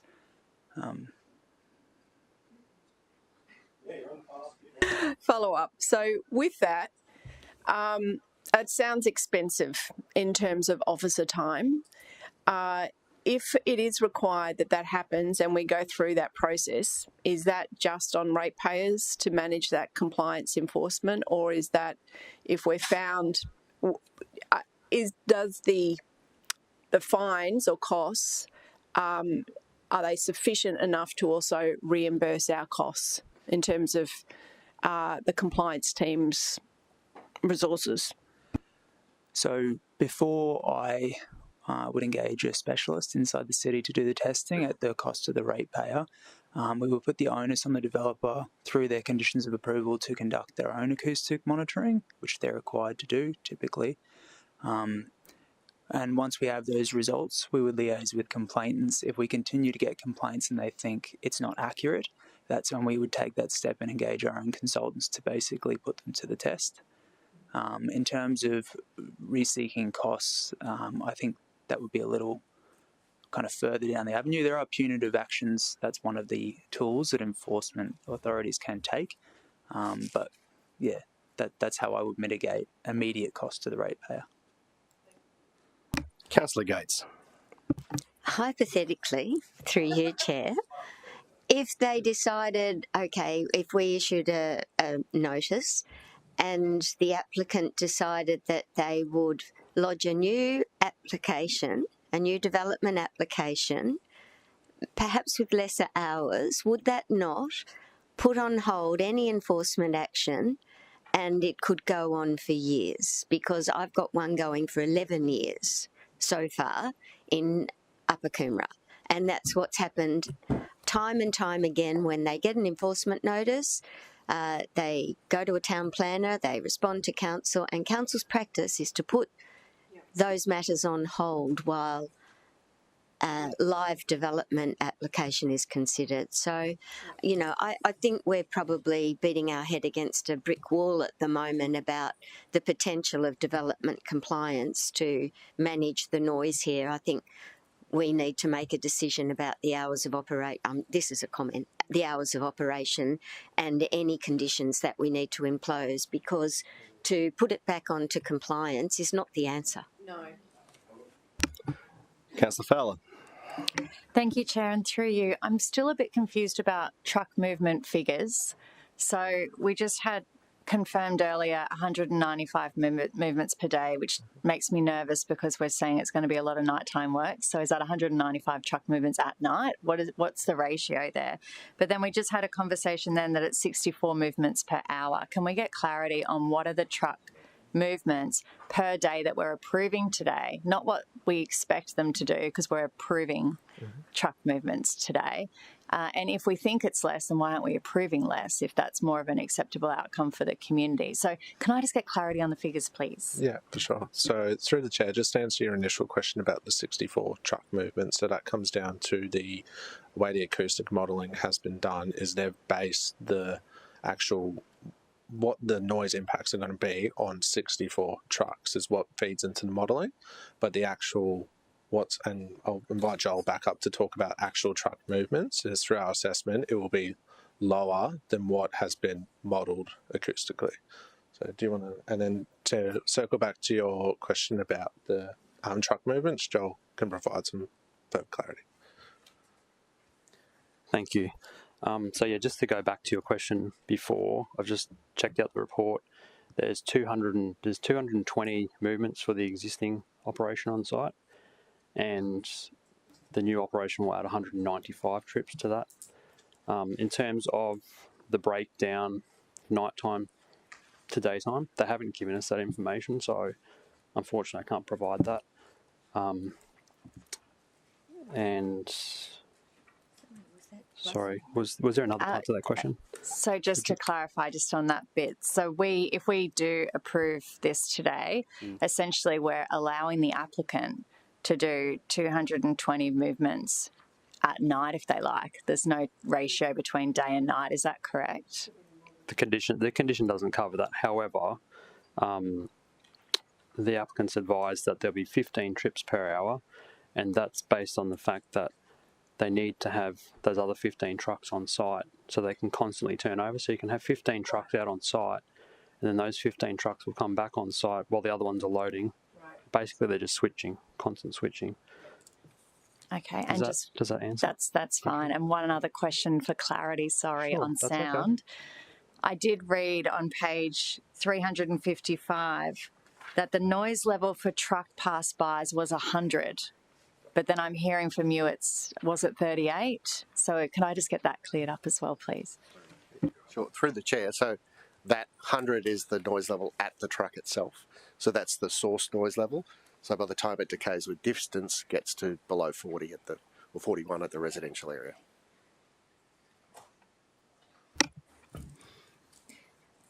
Councillor Young, I did have you on the list. Yeah, thanks. My question is not specific to the... Oh, sorry. About to Dr. King, to Mr. King. No.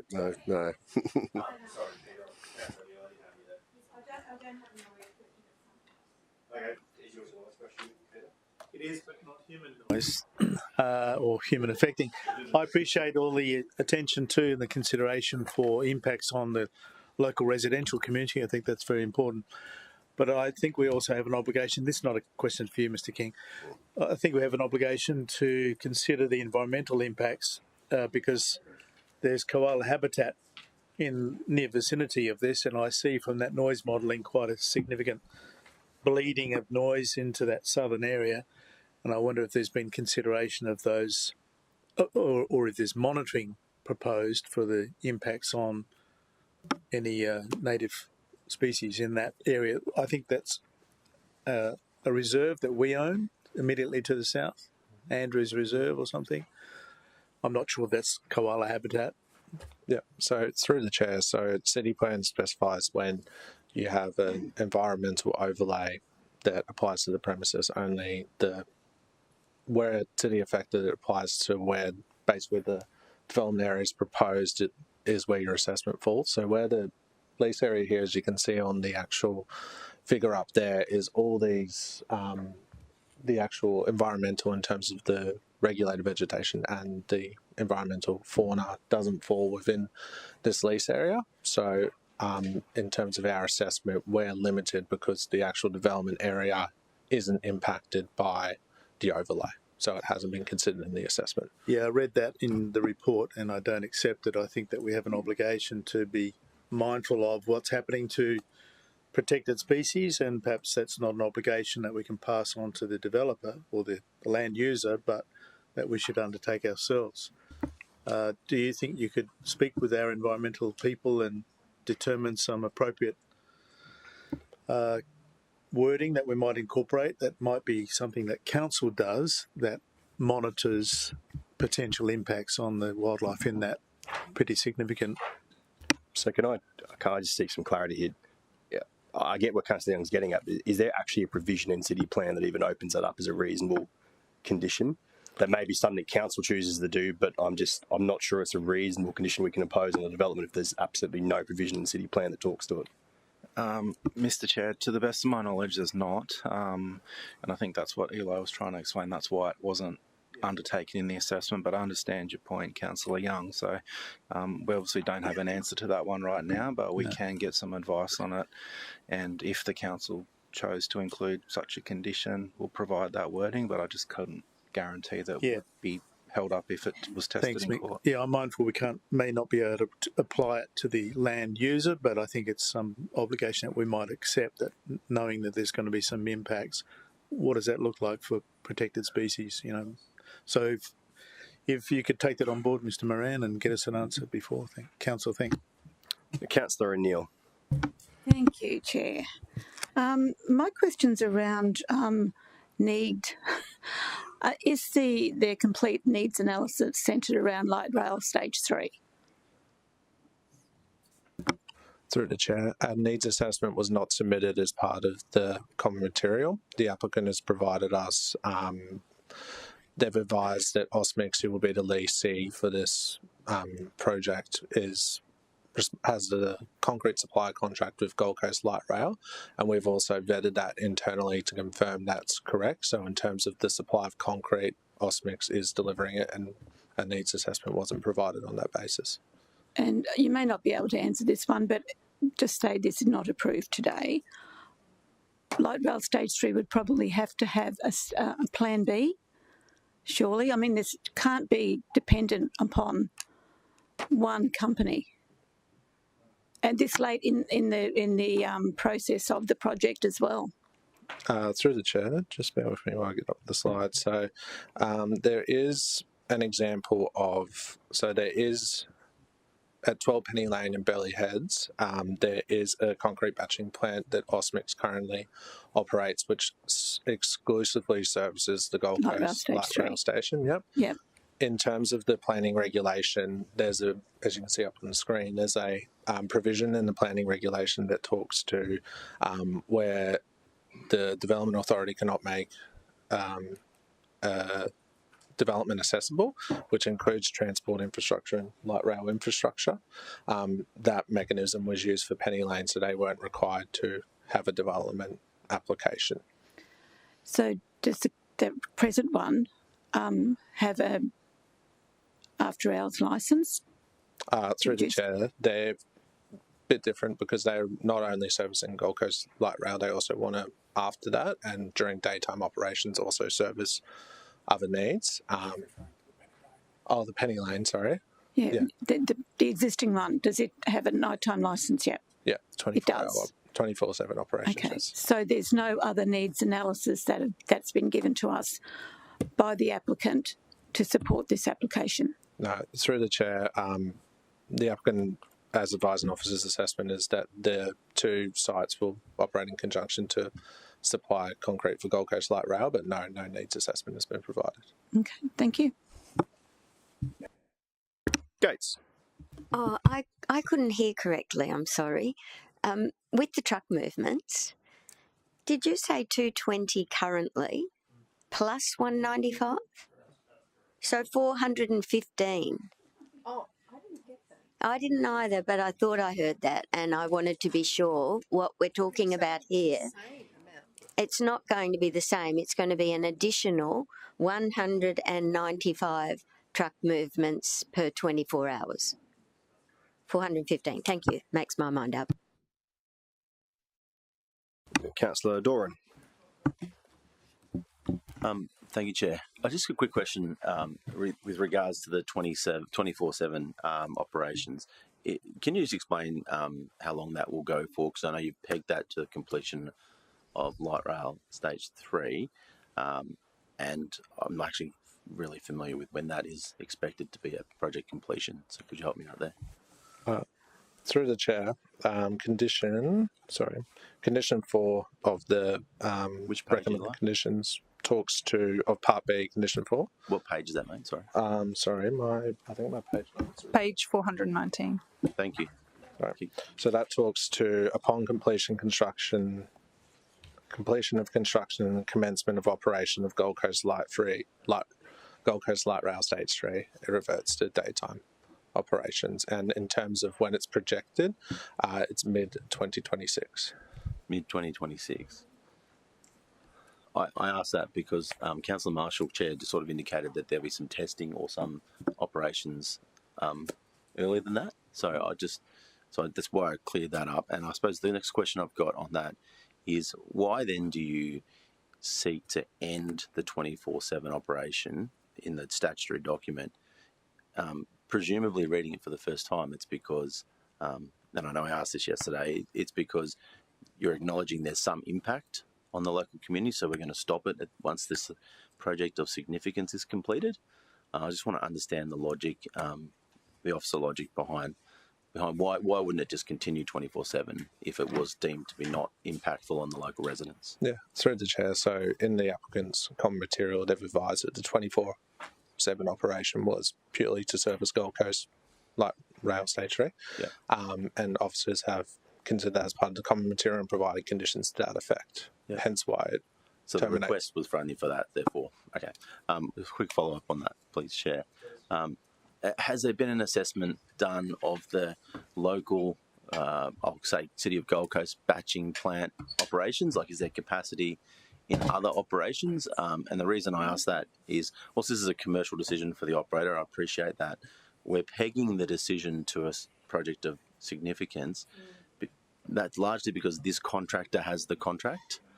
But if the contractor can't supply the concrete, do we understand whether there's capacity in the network, essentially the private batching network on the Gold Coast?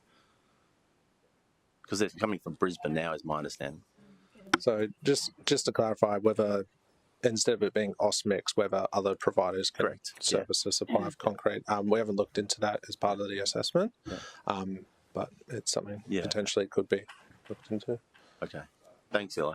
I know that's quite a niche question, but so can I just check that, because typically we don't require needs assessment unless there's a proving up to change on something there. So I'm just not sure what provision we were requested a needs assessment under. I don't actually think we had a head of power to probably even request it in this purpose. No, that's through the chair. That's correct. It's a general industry area which contemplates industrial activities. So there's an argument that's generally contemplated and therefore doesn't require a needs assessment. Councillors, if you wouldn't mind, I've just received a text message that just requires me to duck out for 60 seconds. Would you mind if we took a 5-minute adjournment very quickly? Yeah. We'll take a 5-minute adjournment, please.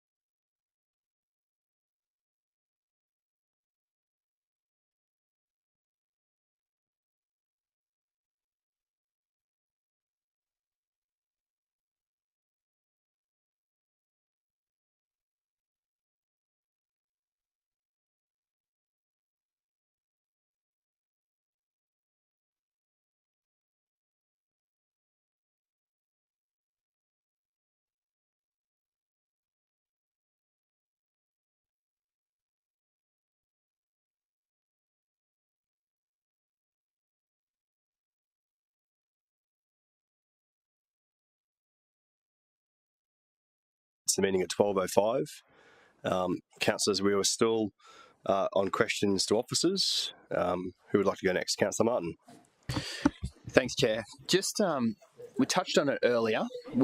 This is a complicated site, so there's multiple uses. I'm just seeking absolute clarity for myself and colleagues. So there's landfill, but that use has ceased and it's in remediation, so that is no longer operating.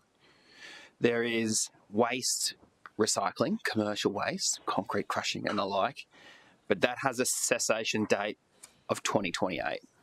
That will come to an end in 2028.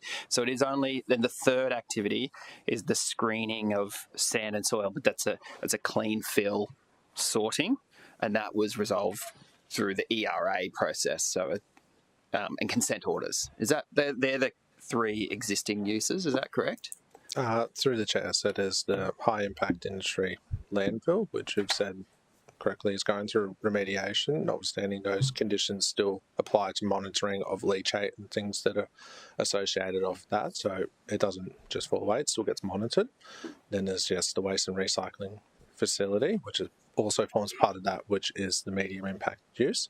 And then there's a separate development permit for screening facility for sand and soil, which essentially screens construction from high-rise sites and things of that nature, which then has an associated ERA permit, which applies as well. Yes, thank you. And that... Sorry, to clarify, the consent order aspect of that was that it was approved through an appeal. So not a submit or appeal, the applicant approved the conditions of the approval, and it was resolved through the appeal process. Yeah, thank you. And that high-rise excavation, I was just looking at page 325, so that's clean excavated material for the sorting, for that ERA activity you mentioned. Through the chair, yes. Yeah.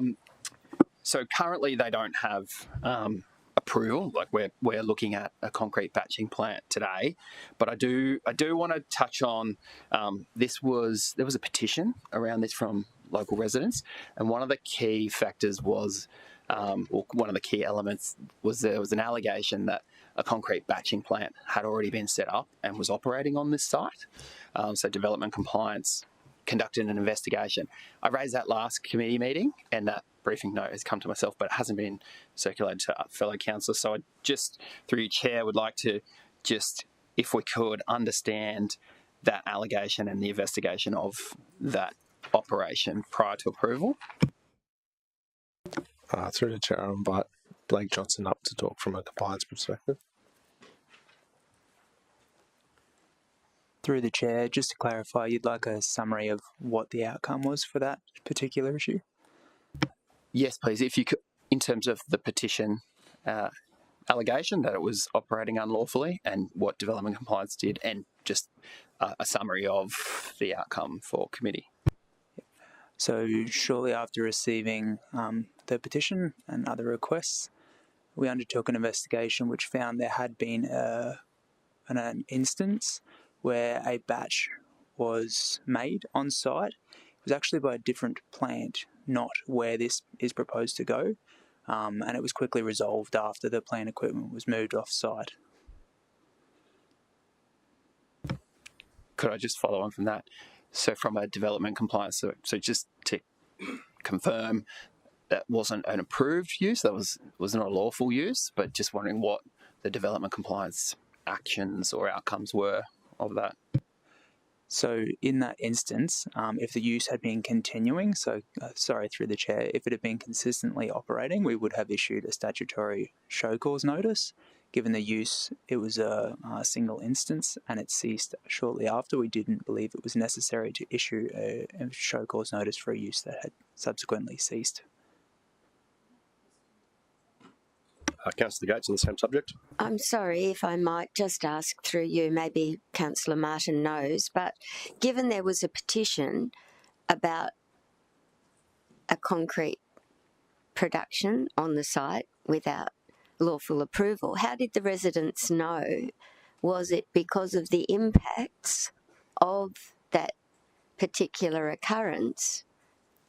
I mean, it looks to me like the site is kind of well located in the middle at at the current one. So how would anyone have known there was a concrete batch made on that site if there weren't impacts? Would it not have been the impacts to the residents that caused them to query it, is where I'm trying to... Do you have an understanding of that, Councillor Martin?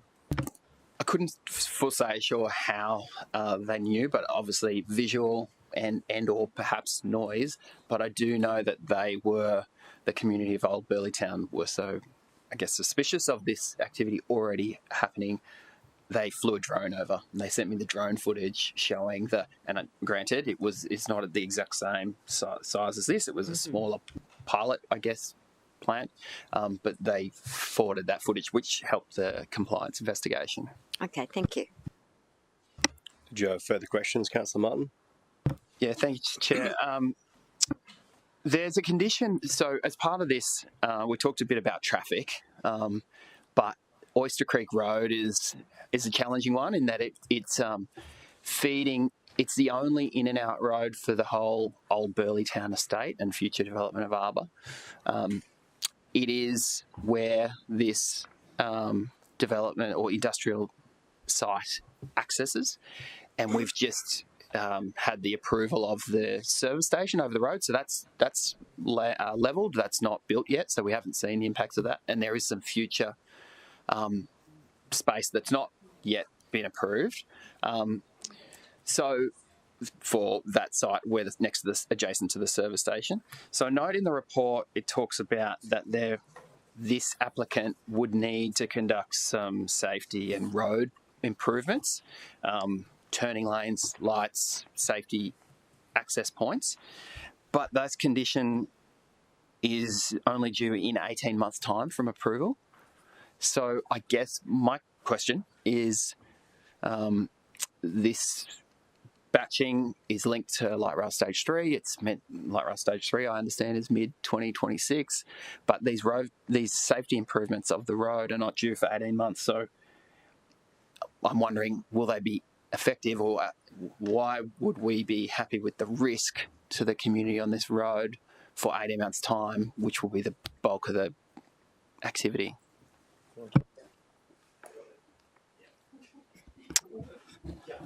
Through the chair, so the best way to answer this is to say that the existing road, as you see it now, there used to be a roundabout up at the Bermuda Street interchange there that's since been upgraded, and that there was 2 lanes coming in down into Old Burleytown, and there used to be a merge lane. So at the moment, that merge lane is acting like a basic right turn. I've actually measured that up myself just to double check and make sure that it's Austroad compliant, which it is. So we're happy to delay the physical marking of the basic right on the basis that it's pretty much already there as an interim solution anyway, so there's no concerns about safety. Chair, so following on from that, and I take your point around the current sort of informal setup in that it almost has sort of dual width, so you can proceed around. My concern is that service station that is now approved, and you can see that yellow in and out, where the turning would be for the concrete trucks. And I read in the report and talked with officers about this, that the basic right is not its own dedicated lane. You stop in the road, and to get around, cars would actually swerve, veer to the left. My concern is how will that interface with the in and out of the service station? To me, it seems like if you're undertaking a truck, you put your left indicator on, there could be a lot of confusion with going into this service station with cars exiting, thinking that they're going in, when in fact they're just trying to get around the truck. So that's a question around my concern. That is a very good question. I did ask the same question myself when it came in. The best way to answer that, I guess, is to explain. I'll explain how the service centre works first. So you've obviously got 2 staggered driveways, and your concern, from what I understand, is people trying to turn out but misjudging whether someone's turning left into the site or someone's passing a truck waiting to turn into the site. So in in the considerations that we had with this access, we've limited it to left in, left out. We've made sure there's enough sight distance so that you can see what's coming. And the other thing is that someone who's waiting to turn out there will obviously be looking for who's indicating left. Could be a little bit confusing if someone's indicating to pass, but obviously they will be travelling at a much faster speed than someone who's turning left into the site. The other point to make is that this particular access with the service centre, it really only services about 10% of that particular development's traffic. It's actually quite a circuitous route to travel through that service centre site to get to that access point. And on that basis, it's very low traffic volume, and we didn't see that there'd be any significant safety concern. No follow-up, Councillor Martin? Or another question? No, thank you. Thank you, Chair. Another question on a different topic, if I could. Please. Yeah. Just seeking, I'm not talking needs assessment, but I'm just wondering if officers, I mean, I had a rough count, I think within about a 1.5k radius, there's a lot of concrete batching plants. I think there's about 5 or so. I just wonder if you have an official number around sort of the local area, around other concrete batching, and whether they are supplying to stage 3. Through the chair, we don't have a number of ones within the radius you just specified, nor do we have that information in terms of their commercial operations and what they do at those sites. Councillor Doran. Thank you, Chair. I have 2 questions. I had one, but I just want to follow up on the query from Councillor Martin with regards to the egress on the second service lane. I appreciate that it's a low volume exit compared to the hierarchy of access egress, but isn't it possible also that because it is a lesser volume and lower hierarchy, those who are heading to the residential community to the south will, and therefore left turning out of the top new development, are likely to be rat running to escape the build-up of traffic at the other right turn intersection, and therefore could be, and I'm really just assessing whether or not there's an increased risk from the expert officer, transport officer, could therefore be looking to go out quicker and have a lesser standstill at that intersection to be able to determine the speed of that traffic that you indicated could create an increased risk. So my question about that is if you could just comment on whether or not increased risk is associated with the fact they're heading down to the left and likely rat running, and then is that a give way or a stop sign at that exit of the service road on the right-hand side of the map as we've got on the screen? So just to clarify, in terms of doing the rat run, are you talking about through the service station side? I am, which we can't see. I'm noting my colleagues can't see, but I saw it yesterday in that area. In that they might avoid they might take the one on the right-hand side to avoid the traffic going to the left if you're in those fast food premises, and therefore that's the one on the far right, and then heading left towards down Old Coast Road. I'm wondering if that is a stop sign or a give way sign? You mean at the far right of that picture? Far right of the picture, the access? Yeah, that's it, left in, left out? That's left in, left. Is that a give way or is that a stop?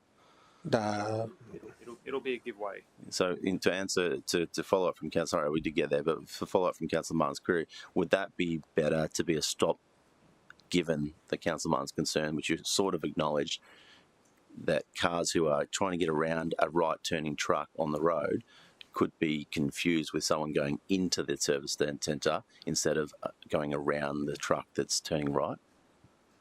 So through the chair, just to clarify, your question would be whether on the service station site, which is approved, if there's any possibility that we can put a stop sign. Yes, correctly. Yes.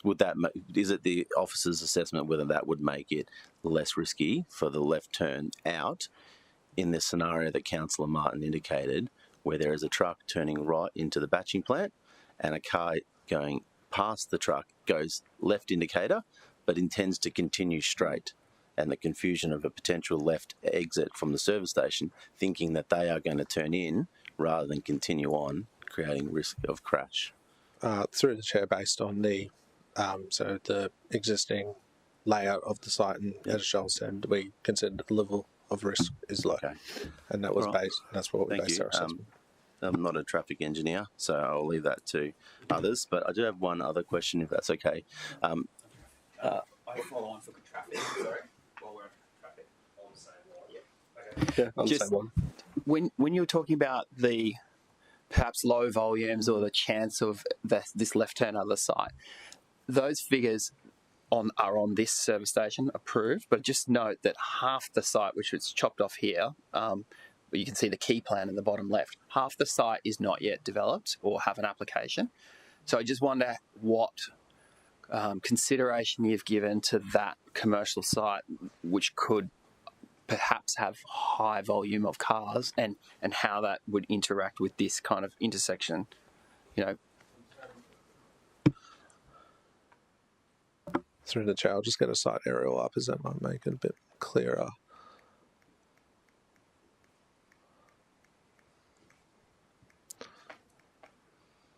So just for clarity, so in the service station site, which you can see in the top right, essentially half of that is for a service station. The approval on that is also half for a reconfiguring of lot to establish industrial lots on that eastern side.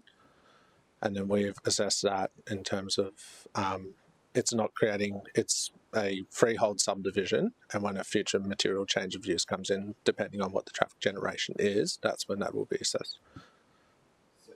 So has traffic been modelled on the full site being developed? What that might put on that intersection, the number of cars? No.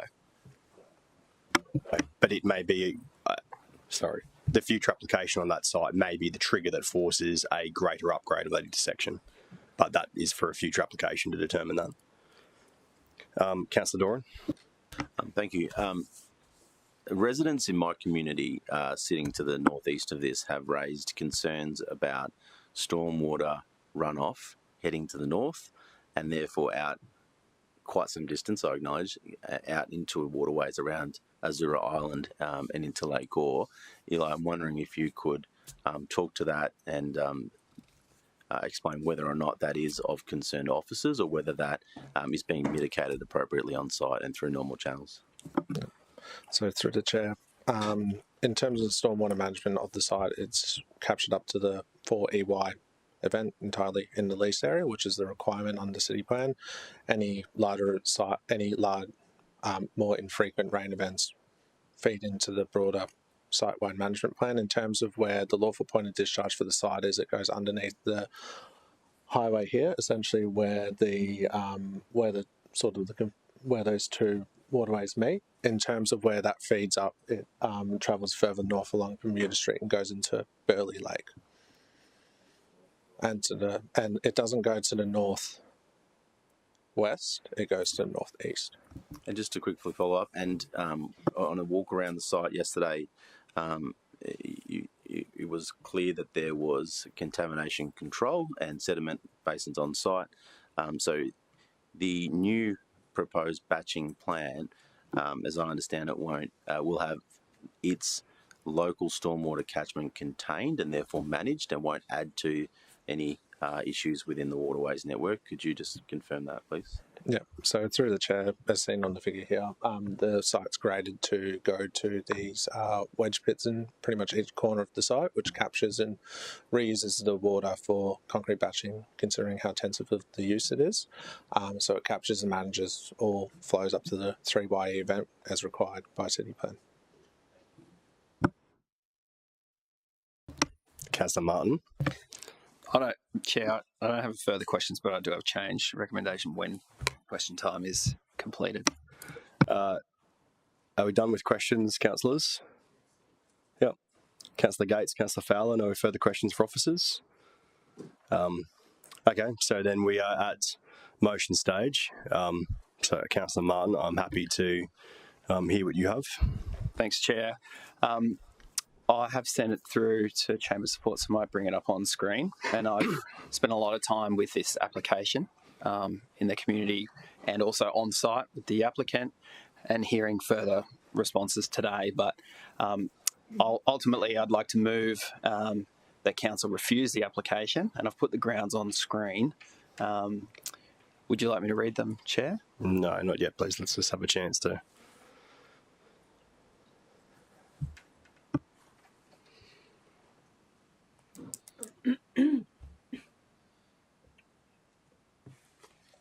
I'm happy to second that.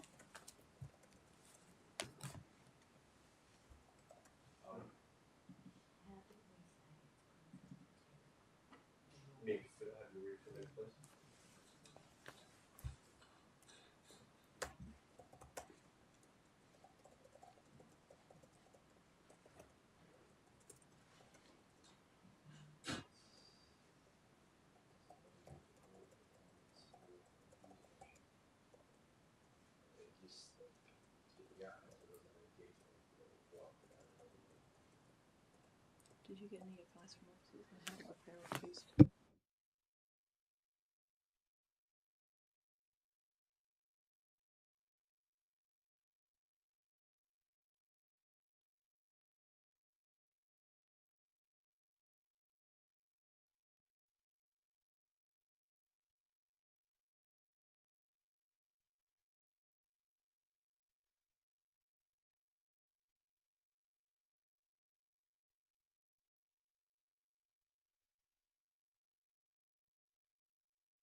So, councillors, the conversation I was having with Mick was, as you, I hope you're aware, because we've raised on several occasions, there are new directions from the planning court now around what must be in a refusal application to make it legal.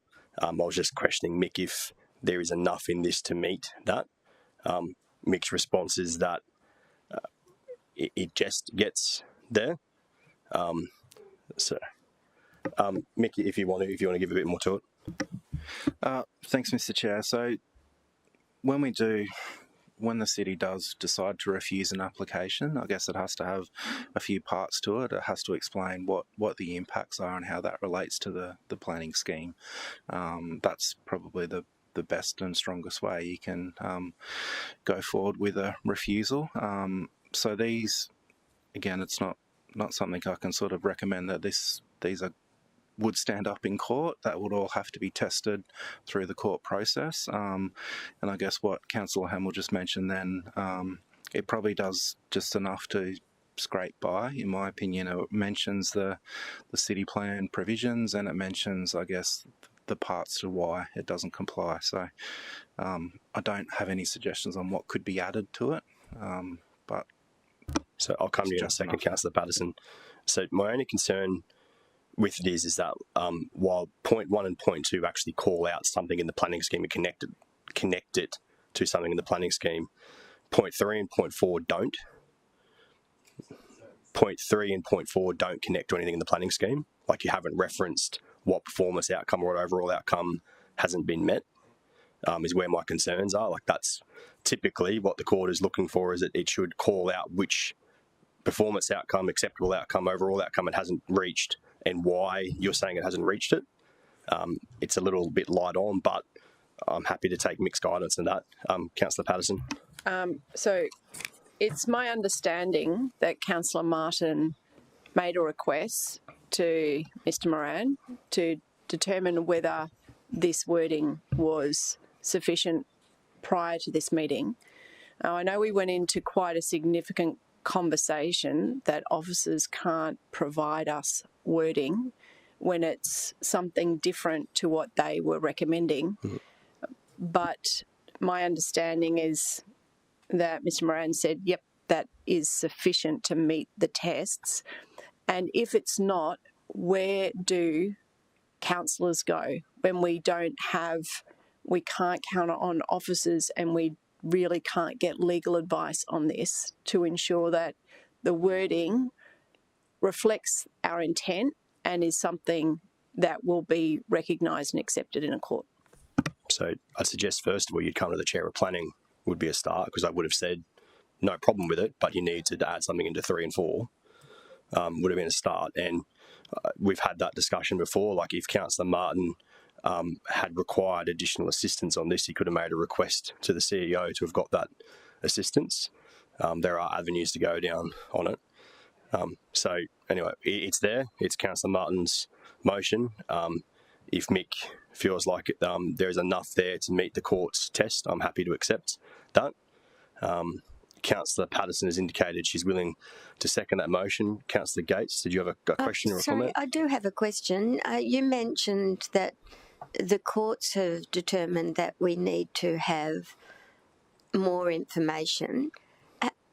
Doesn't the Act control what we have to do rather than, or is this just something that has been said within the courts, or has there been something formalised by the state who approve our planning scheme that has identified that additional information is required? Through you, Mr. Chair, what the courts have done in some recent practice directions is to try and stop appeals from lingering on or being drawn out because the reasons for the decision aren't clear up front. So in the past, there might be a decision made by a local government that refused an application, and then a few months down the track, that local government wanted to sort of change its reasoning or add to or other things. So they've tried to sort of stop that from happening. So I guess my advice to Councillor Martin yesterday was this probably has enough for the council to make a clear decision that it's refusing the application based on these grounds. But what I also said was I can't promise how that will go in court, because what happens is we go through all these reasons. If the applicant did appeal, they would appoint experts. The issues would be teased out by experts. So we can't sort of invent words to get it over a legal test at this point in time. And that's what I meant by the reasons are strong enough. Those reasons will be teased out, and it doesn't matter really what additional words we add now. If the first one there is about, diminishing the intent of the low impact industry zone, well, the planning experts would tease that out.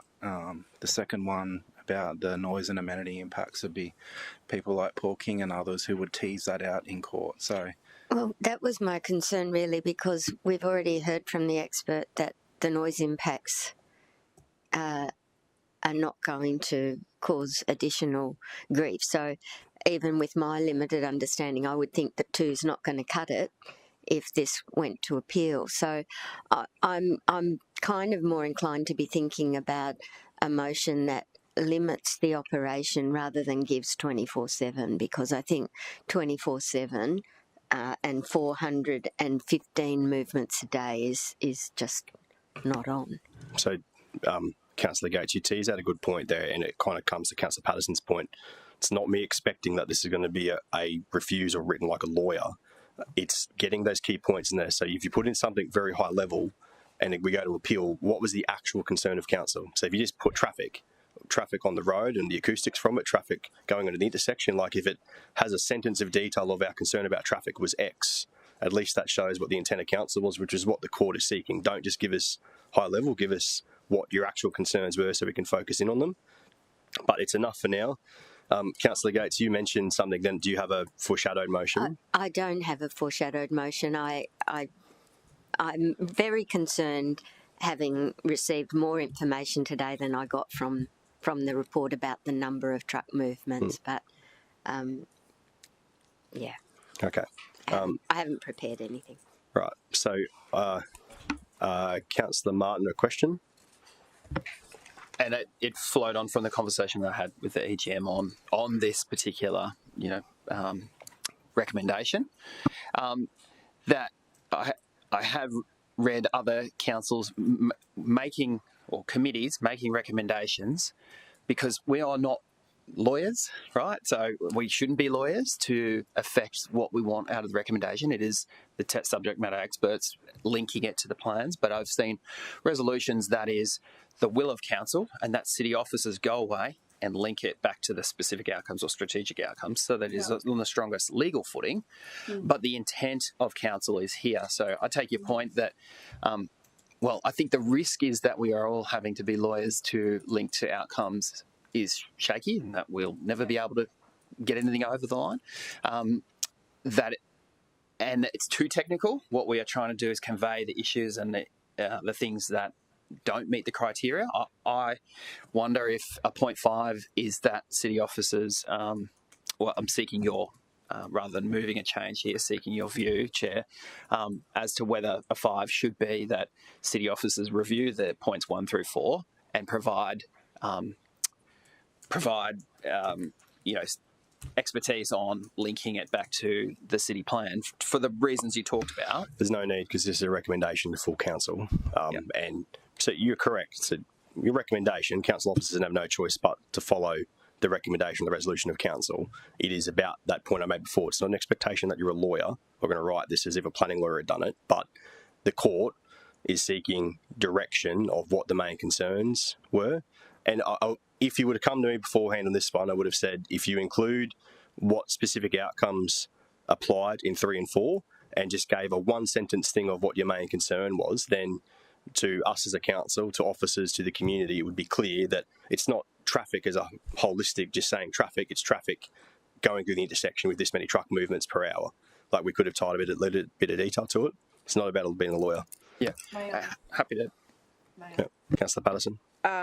Given the amount of time that we've allocated to this agenda item, I'd like to request that we defer for 5 minutes and you give the advice that you said you would have given to Councillor Martin.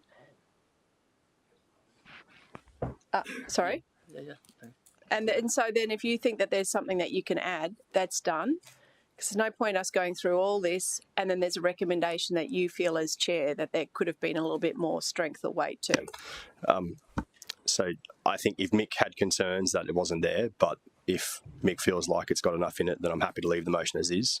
I will foreshadow a different motion, which is similar to the other words that we had sent through this morning, ladies.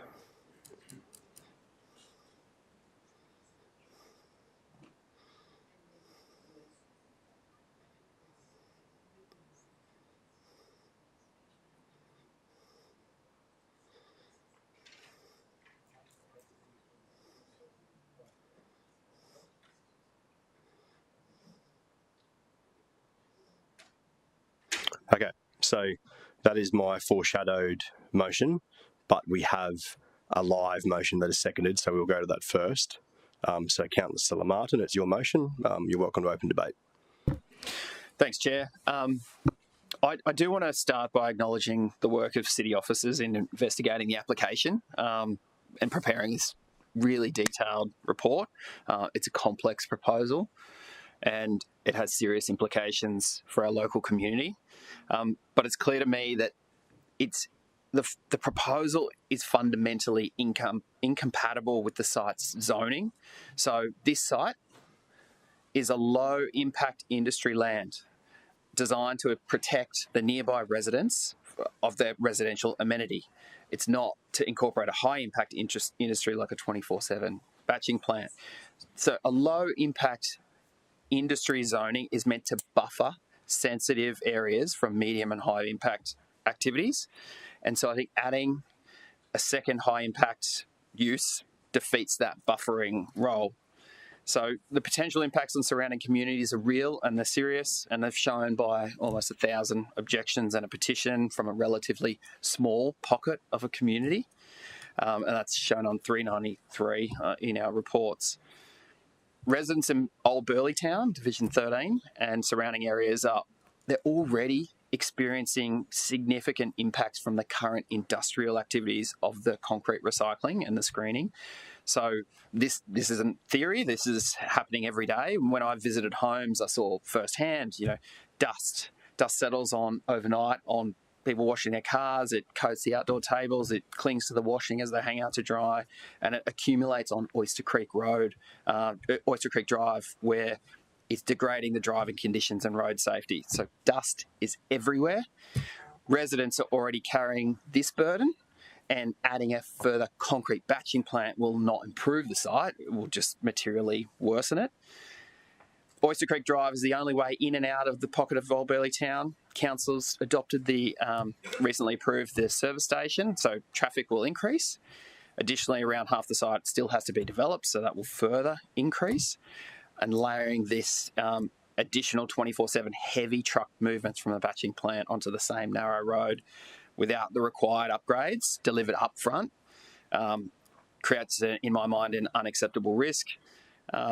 the road safety improvements condition happened in 18 months, and I think residents will be exposed to higher traffic risk for at least a year. And I think late at night is very dangerous. I think it's I just don't agree that it's an acceptable risk for those road safety reasons at the intersection. Whilst the lawful current industrial uses exist, and the site being zoned low impact industry, officers have confirmed that the landfill operation, which was high impact use, is in remediation. That's stopped. The medium impact waste and recycling facility is still operating, but it's got to cease by 2 October 2028. It's only the screening for, activity with the clean fill that was subject to an ERA.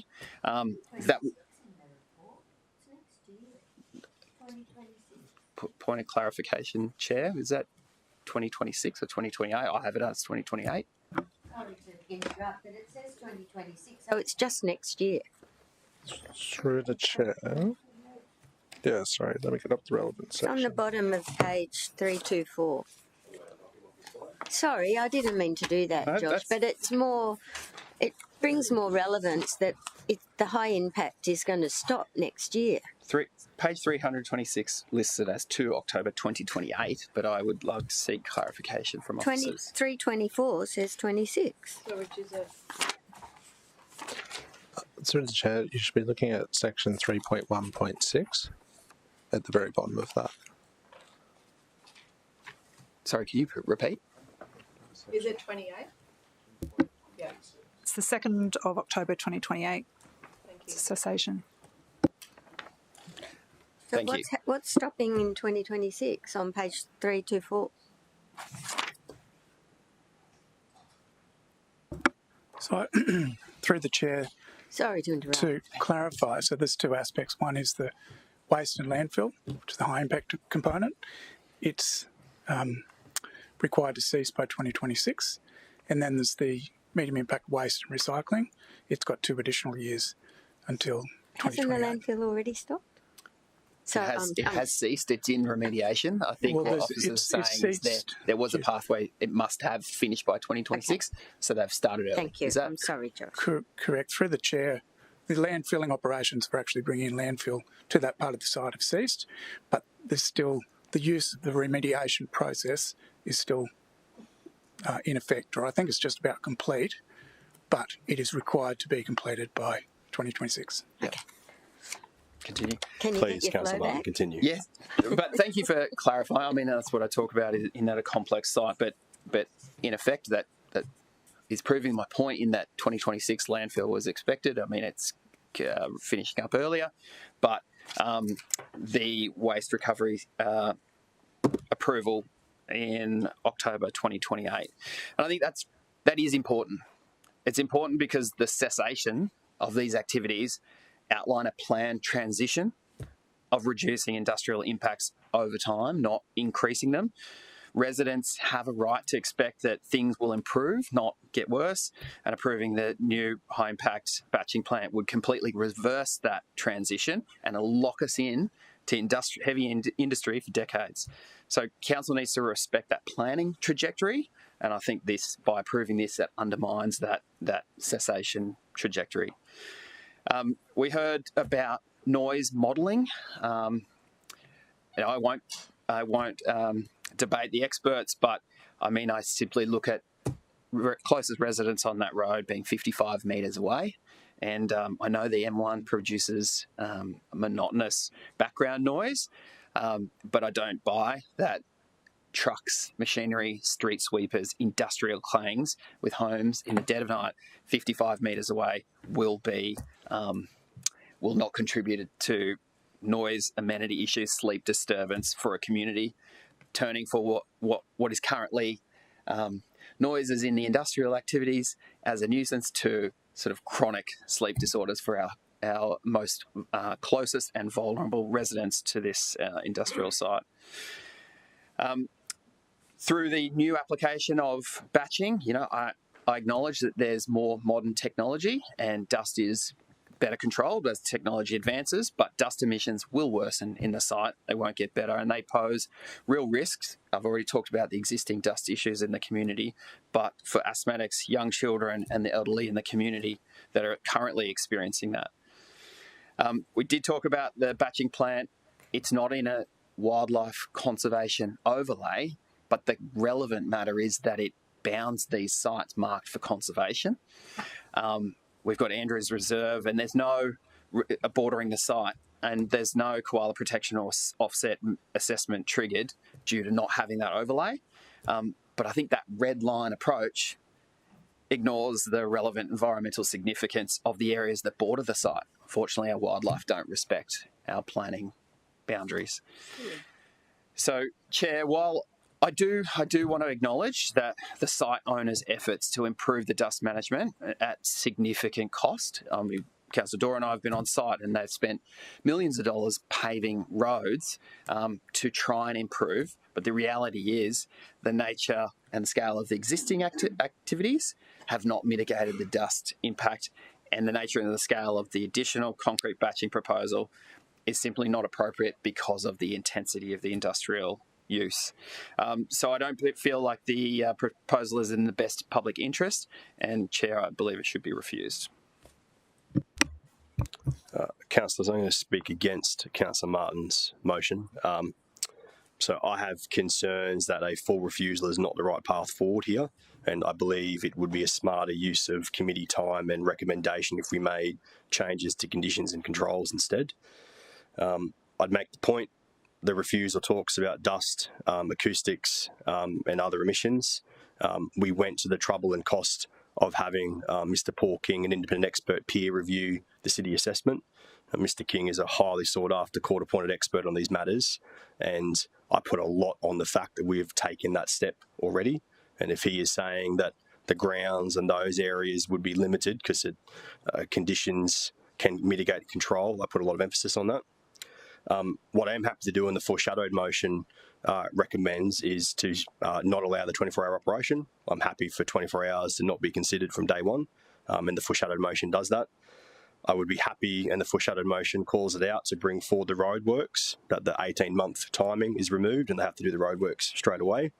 And while not in the foreshadowed motion at this stage, but based on what I heard from committee members, I would be happy to add a condition requiring acoustic fencing along that section of driveway where it backs onto the residents.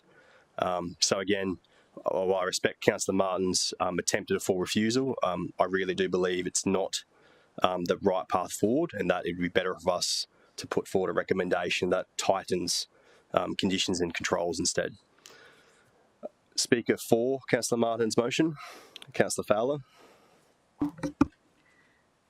Thank you, Chair. Today we're considering an application that proposes significant changes to operations on this site. The introduction of a 24/7 concrete batching plant into a low-impact industrial zone. It's increasing truck movements, as we've now had clarified, from 220 to 415 a day, with no restriction on when those trucks can come through and no understanding as to how many of those truck movements will be at night. This is all approximately 60 metres from people's homes at any hour of the night. So while I understand the importance of supporting industry and infrastructure delivery, I firmly believe we must do so while limiting the impact to the surrounding communities. I also feel there's a consideration that hasn't really been discussed today, that by providing a competitive advantage to one commercial operator over another, with another concrete batching plants not able to operate 24/7 in other areas. I did a quick Google, and New Concrete in Southport, also in very close proximity to residents, has hours from 8 a.m. till 4 p.m, no public holidays, and it's closed on Saturdays and Sundays. Imagine living only 60 metres away from the only road access point in and out of the site, with a projected 415 trucks entering and then exiting the site, the light, the noise, interrupting the sleep of yourself and your family for the next 12 to 18 months. I don't think that's an acceptable outcome for the community.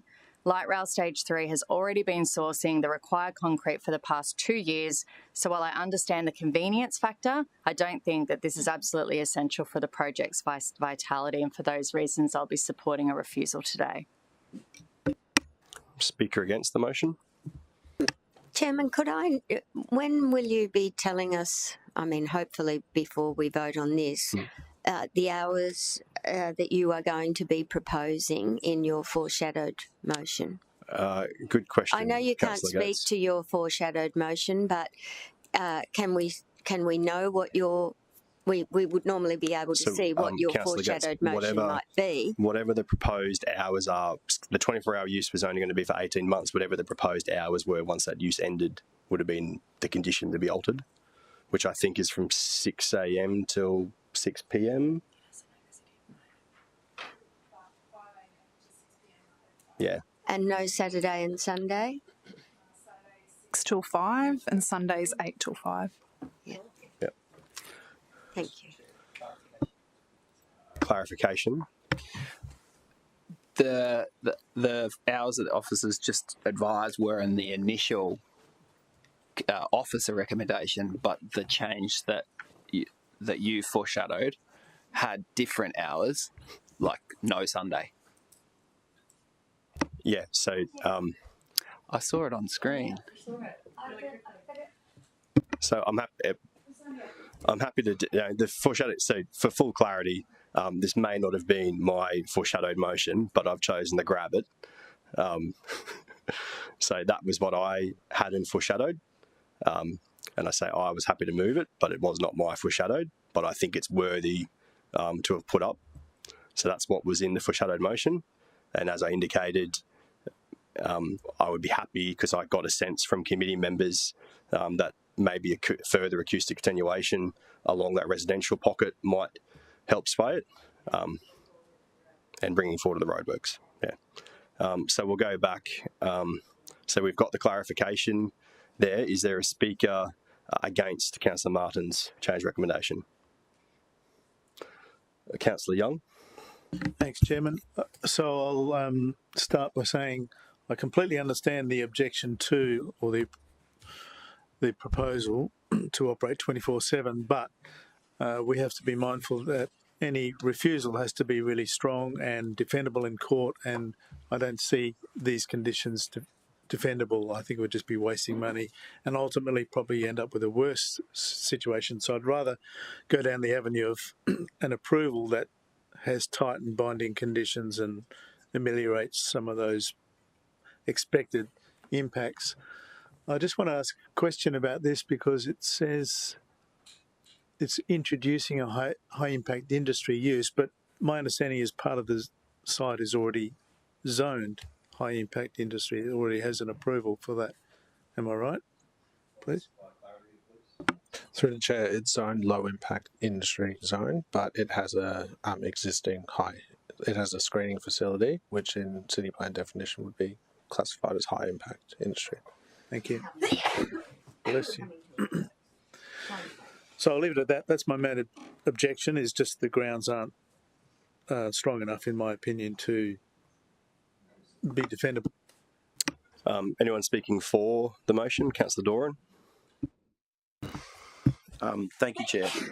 Bless you. I think I've struggled with this one because of the impact on the community that abuts the site. I've been out to the community, I've driven around, I've seen dust on cars, and I acknowledge our experts' view that this isn't going to worsen the situation. I've walked the site. I don't believe that. I believe that the noise that is indicated in the mapping that was provided is in the 60s, which is, according to the mapping, higher than that of the Pacific Highway. What we saw there, it is close to residents. I don't think, Chair, that a core flute on the site saying don't use compression brakes or be courteous of neighbours is sufficient to give comfort to the local residents that we aren't going to impede on their right of quiet enjoyment on their property, because once we grant this, winding it back is going to be very difficult and time consuming. I do have serious concerns over the 24/7, and I acknowledge that there's a potential change to that. However, the comment that was raised earlier by Mr. King, that it will be within what they are experiencing already, I acknowledge. However, we're introducing a 24/7 operation to that, and I think that adds a level of complexity. I also acknowledge that there's a high industry use on the site, and I appreciate the officer's high-level interrogation of this. But I think Councillor Martin is the most appropriate reflection of his community. He was elected a year ago, and we sit within a council that has been elected by our peers, and today's council has a decision to make as to whether or not we approve something that points in an element to pointing towards precedent, to say that we should continue and add another high impact use on the site. And then I come back again to the impact on the local community, and I think that whilst the batching plant location in its own right, whilst heavy in noise, is removed from the most closest human residential neighbours, there is entry and egress that will be impactful, and for that reason, I think that that we shouldn't approve this particular application. Speaking against the motion, Councillor Gates. I'm not. I'm asking, will you accept another question in the middle of debate? Because this one really troubles me. Will you accept another question? I think we've well and truly thrown modern rules out the door in this one already, so you may as well ask the question. Thank you. I know I haven't done well today, but if this were to be endorsed by council, it's only for the period of the light rail that a concrete batching plant is being supported. What at the end? I mean, obviously the plant would be there and there would be an intent to keep going with that use. Correct. Pardon me, through the chair. So the operation of the use to service the light rail is only for 24 hours until that is completed. After that time, it will revert to daytime hours. Okay, so we would be introducing a high impact use on a low impact allotment into the future. Correct. But we would be giving 24 hours per day for only 18 months, and then we'd have a high impact use, which Councillor Martin has explained they've been trying to transition away from. Correct, but a point of clarity, I think it seems to be unclear in terms of the existing approvals. There are two approvals on site. The first approval includes the landfill and the waste and recycling. Those two aspects, and this application is for a change to that approval to include the concrete batching plant. Those two other aspects of that use will cease unless extended in the next year to 3 years. That's okay. There is an existing other approval that is for industry for the screening facility. That has no cessation date, and if that approval were given today, it would be for high impact industry. So even after those cessation dates, there would still be effectively a high impact industry use operating into the future on the site. Thank you. So I'll just check again. Did anyone wish to speak against? In that case, I'd go to Councillor Martin to close. Thanks, Chair. I'd acknowledge that co-location of similar industries is a good principle of land use, and efficiency, but it's got to be if the location's appropriate. And the fact that a higher impact land use is historically approved, I cannot sign up that warrants further attraction of high impact uses to the overall cumulative impact that has.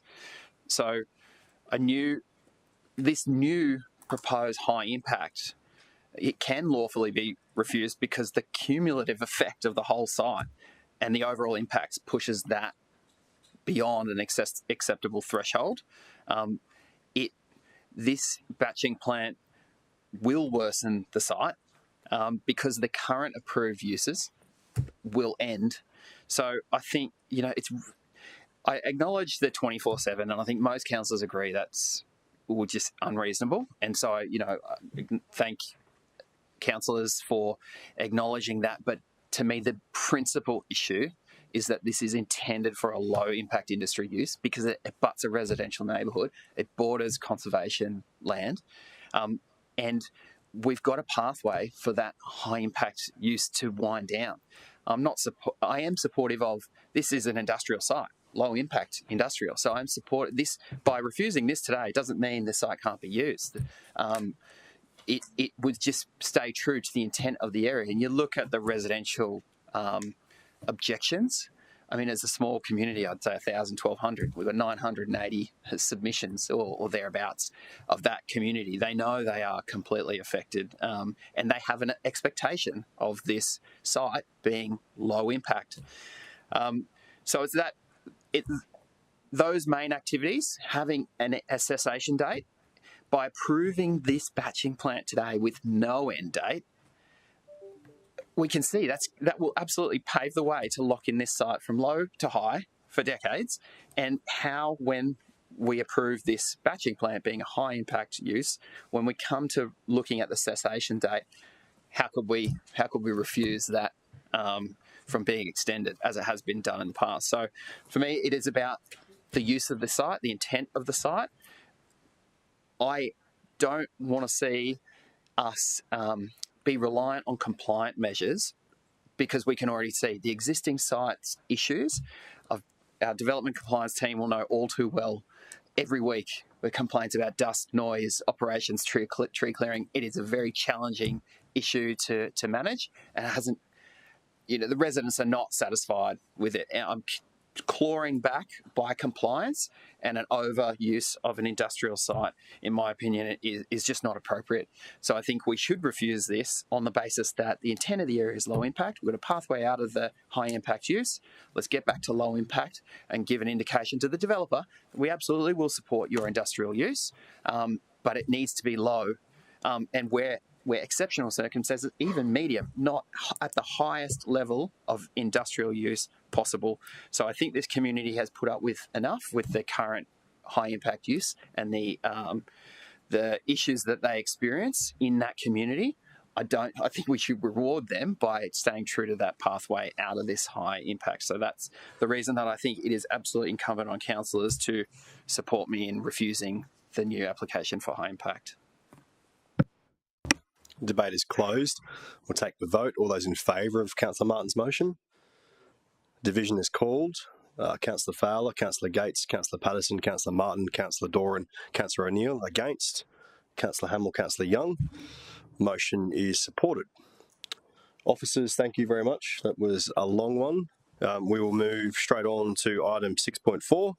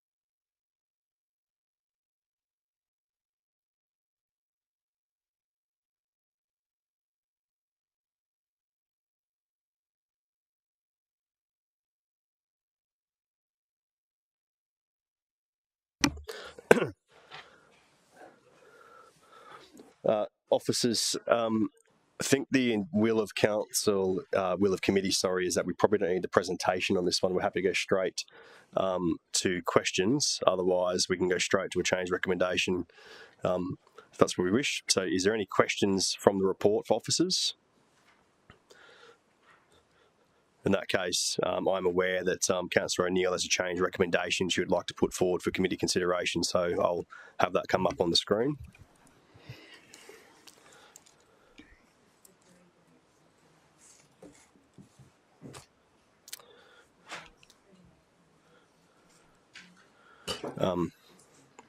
Councillor O'Neill, did you... so I'll let councillors have a quick read first, but just for the clarity of councillors, the change is that the operation already has approval for 3 days per week. This change that is being put forward by Councillor O'Neill would make that 4 days, so the conditions would be adjusted to reflect that.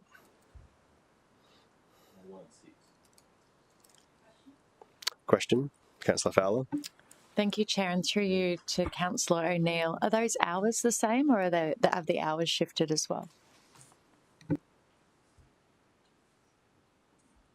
The hours are the same. 10 p.m. is still the finishing time. With it, everybody has to be off-site at 10:30. So events have to finish at 10. And I can assure you I have attended a couple of events at this venue, and they are very, very strict. Some of you may have already attended some of the events there as well, and they're very strict on everybody being off-site by 10:30. That doesn't change. A question, Councillor Gates. Yeah, it was just a question. The recommendation was for only 6 days a week operation, am I correct? And this is 7? Is that correct?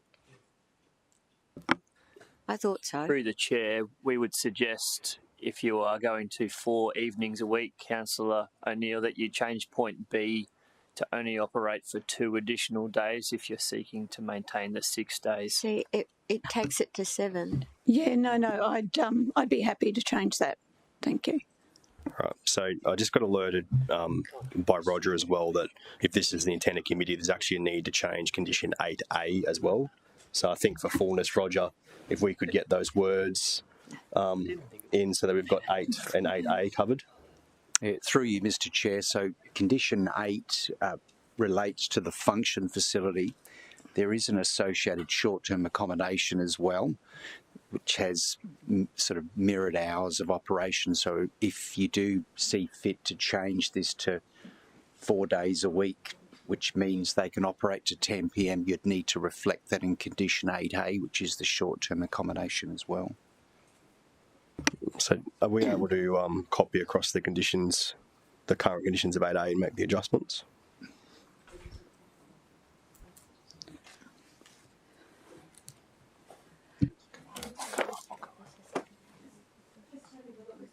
Just having a look at that as well, still maintaining a maximum of 100 guests permitted on site, although the applicants were quite happy for one of the days to be a maximum of 70 if the committee felt more comfortable with that. But honestly, they've had 100, maximum of 100 since 2021, and it's worked extremely well. And that's in keeping with a lot of other venues around as well. It's fine. Yeah.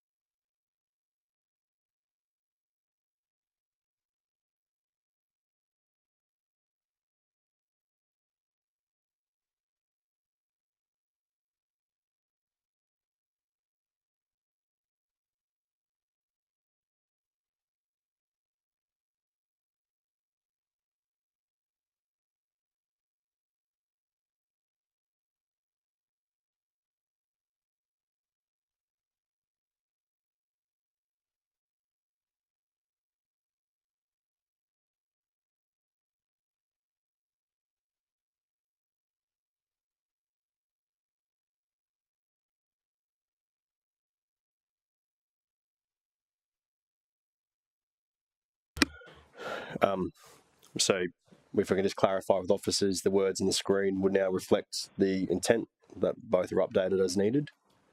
Okay. Councillor Martin, you had a question on the change recommendation? I was happy to second. Oh, okay, we'll have a second. Is there any further questions on the change recommendation before I go to Councillor O'Neill? So we have a mover in Councillor O'Neill, a seconder in Councillor Martin. Councillor O'Neill to open debate. Thanks, Chair. I wouldn't ordinarily bring something like this to committee, but I really felt strongly, committee, that we have got a fantastic venue in Currumbin Valley that's been operating since 2021 and operating very successfully. But they are very popular. They're actually globally known now, and I think that good venues need to be rewarded. I know that we've always tried to keep venues in rural settings to a minimum, and certainly that's happened here, but they are on a huge site, some 36,000 square metres. They're bordered by the Eco Park land on one side, a church group on another side, a childcare centre across the road. Yes, there are residents, and there has been a couple of residents in the street that still object to the venue being there.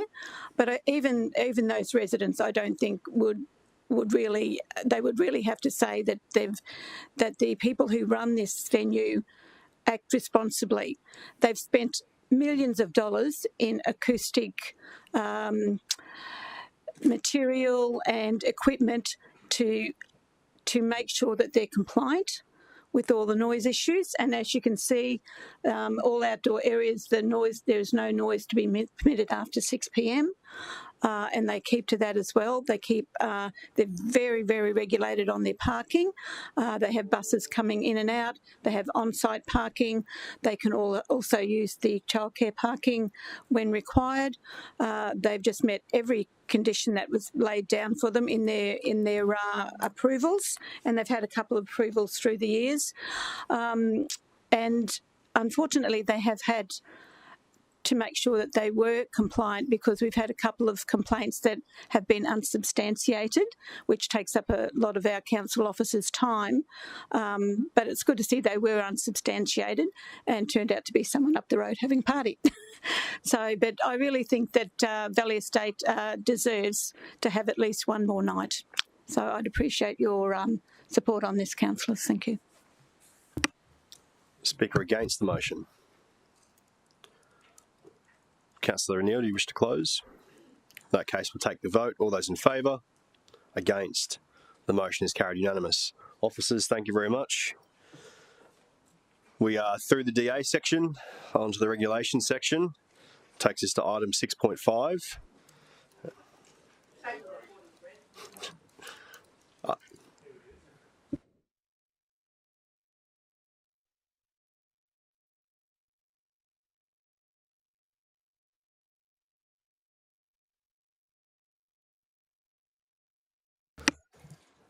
The councillors, can I get an understanding? So I think there's a willingness in this one as well to take the report as read. Is there anyone that required the presentation on this item? So I'm happy to do that if Councillor Young, there's no other committee members that are seeking it. So Councillor Young, you would prefer the presentation? Quickly, thanks, Chair. Chair, we can make it a brief one. We'll take the expedited presentation and then get into questions. Thank you, Chair. Councillors, this item is supporting item 6.5, Enhanced Compliance Strategy for People Experiencing Homelessness.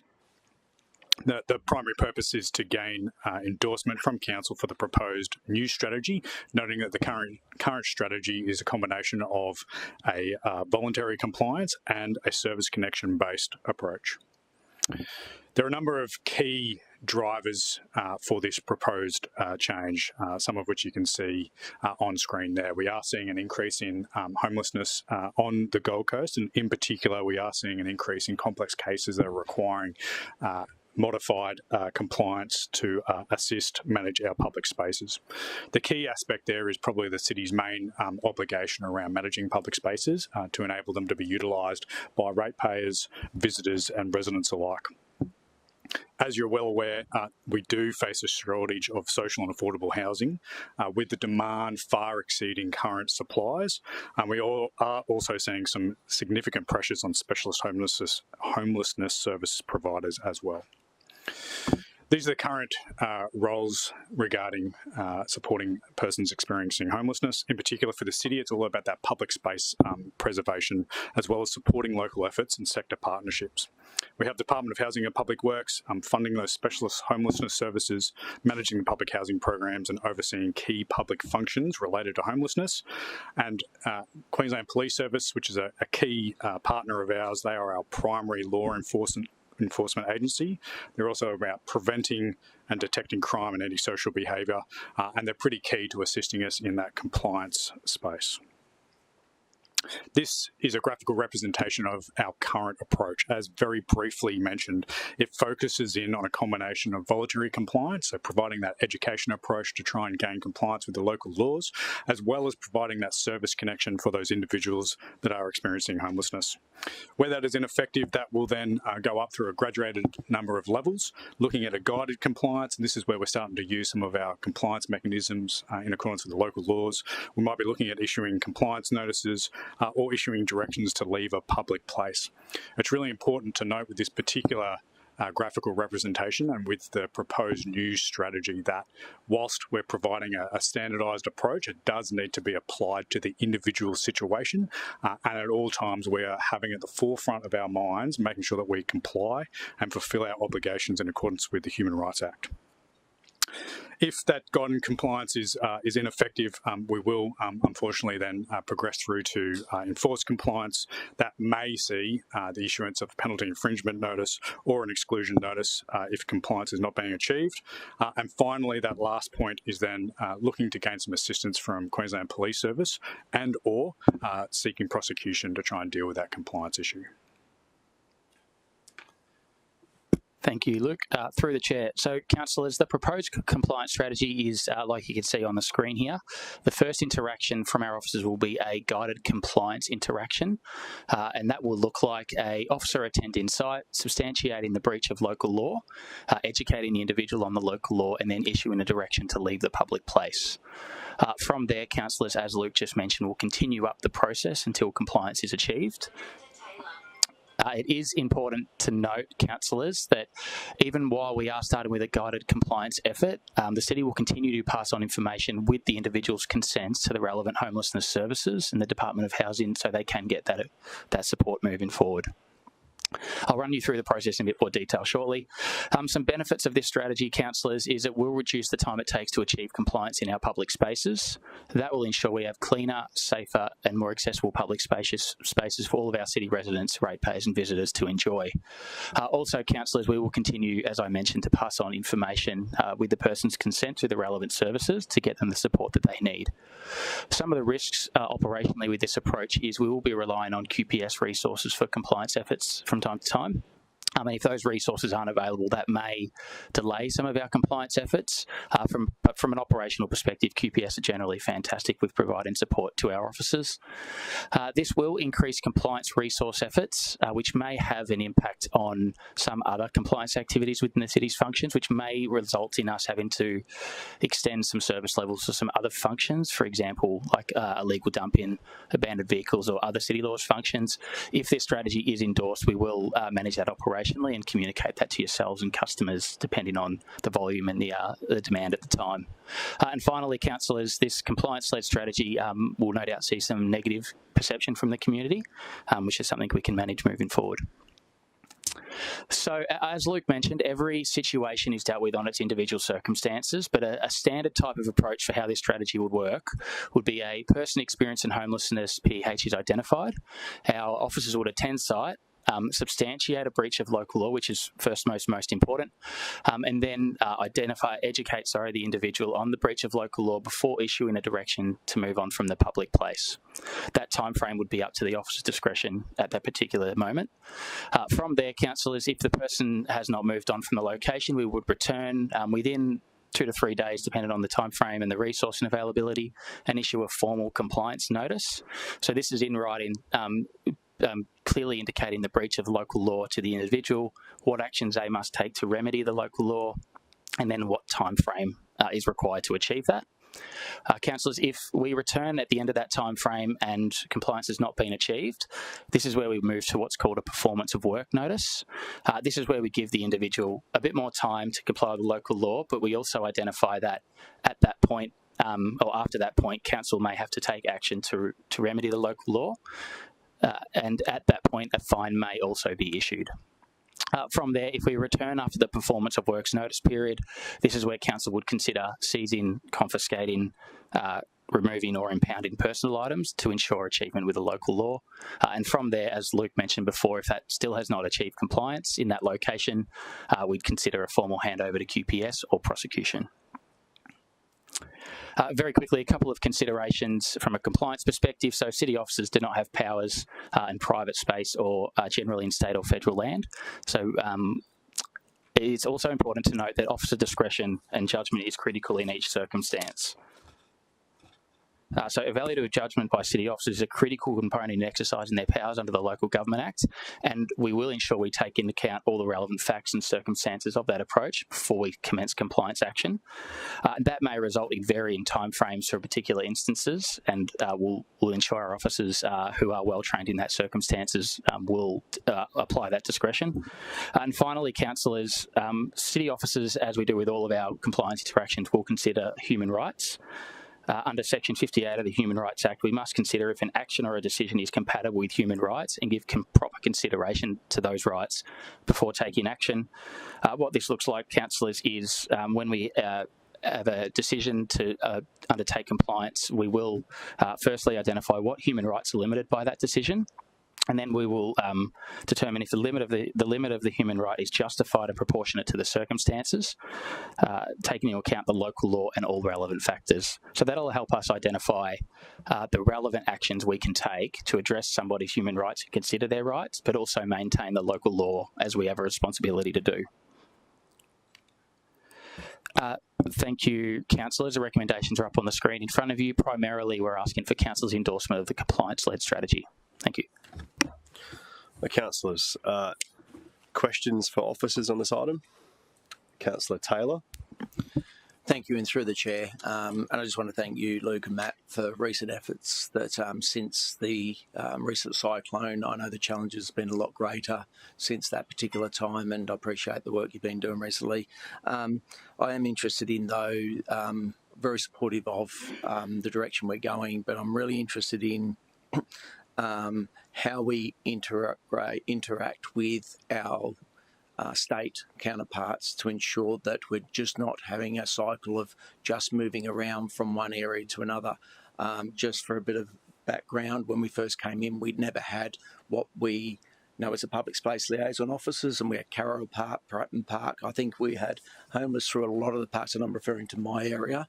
The engagement and working with services was really powerful over 12, 18 months. Councillor Taylor, we are running out of time rapidly, so I'm going to have to put you up to a question. The question is, how will we continue to ensure we engage to ensure we get the right outcome moving forward?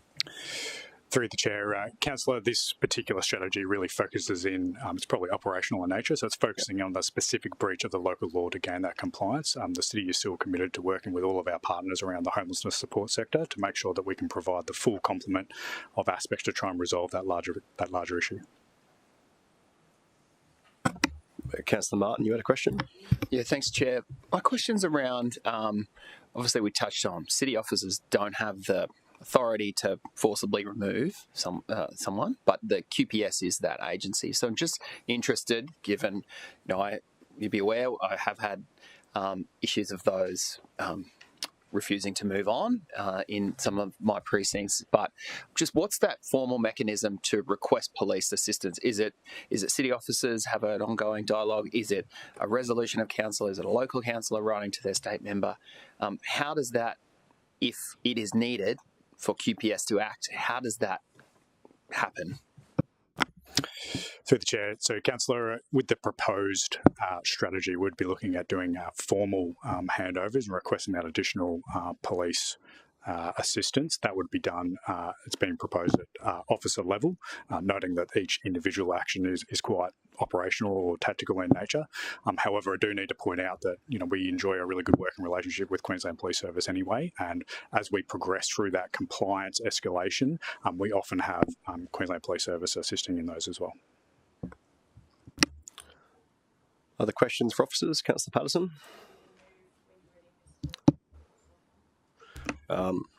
So I'll finish with questions first.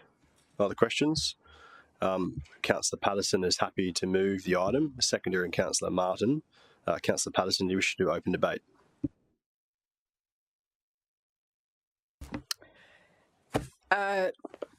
This is a wicked problem for us as a city to deal with. We know that homelessness has increased dramatically, particularly in our city, in Queensland, and particularly in our city over the last 5 years. It's an interesting place that I find myself in because in 2020, I was the lead advocate in this council for a welfare-driven approach. I absolutely believe it essential for that welfare aspect to be there for people who are vulnerable in the first point. Through our Safer Suburbs Forum, we have had advice back from welfare agencies that work with us who have made it clear to us that it makes sense if we work in our line and they work in the welfare agency line, and that we then advocate and support to them. So I have come around to accepting that this is the approach. We need to recognise who we are. We're a local government whose duty it is to make sure that our public spaces are safe for all. Having said all that, it is crystal clear that this city is under an extraordinary pressure point. We have the lowest public housing per capita in the state by a country mile. It is half what it is in Brisbane. The former state government didn't do anything to rectify that. I certainly hope the current state government will. We need to recognise that as this city builds, we need to have place for those who need to deal with the most affordable accommodation. I'm aware of a number of anecdotally personal, friends and acquaintances who've had to leave this city.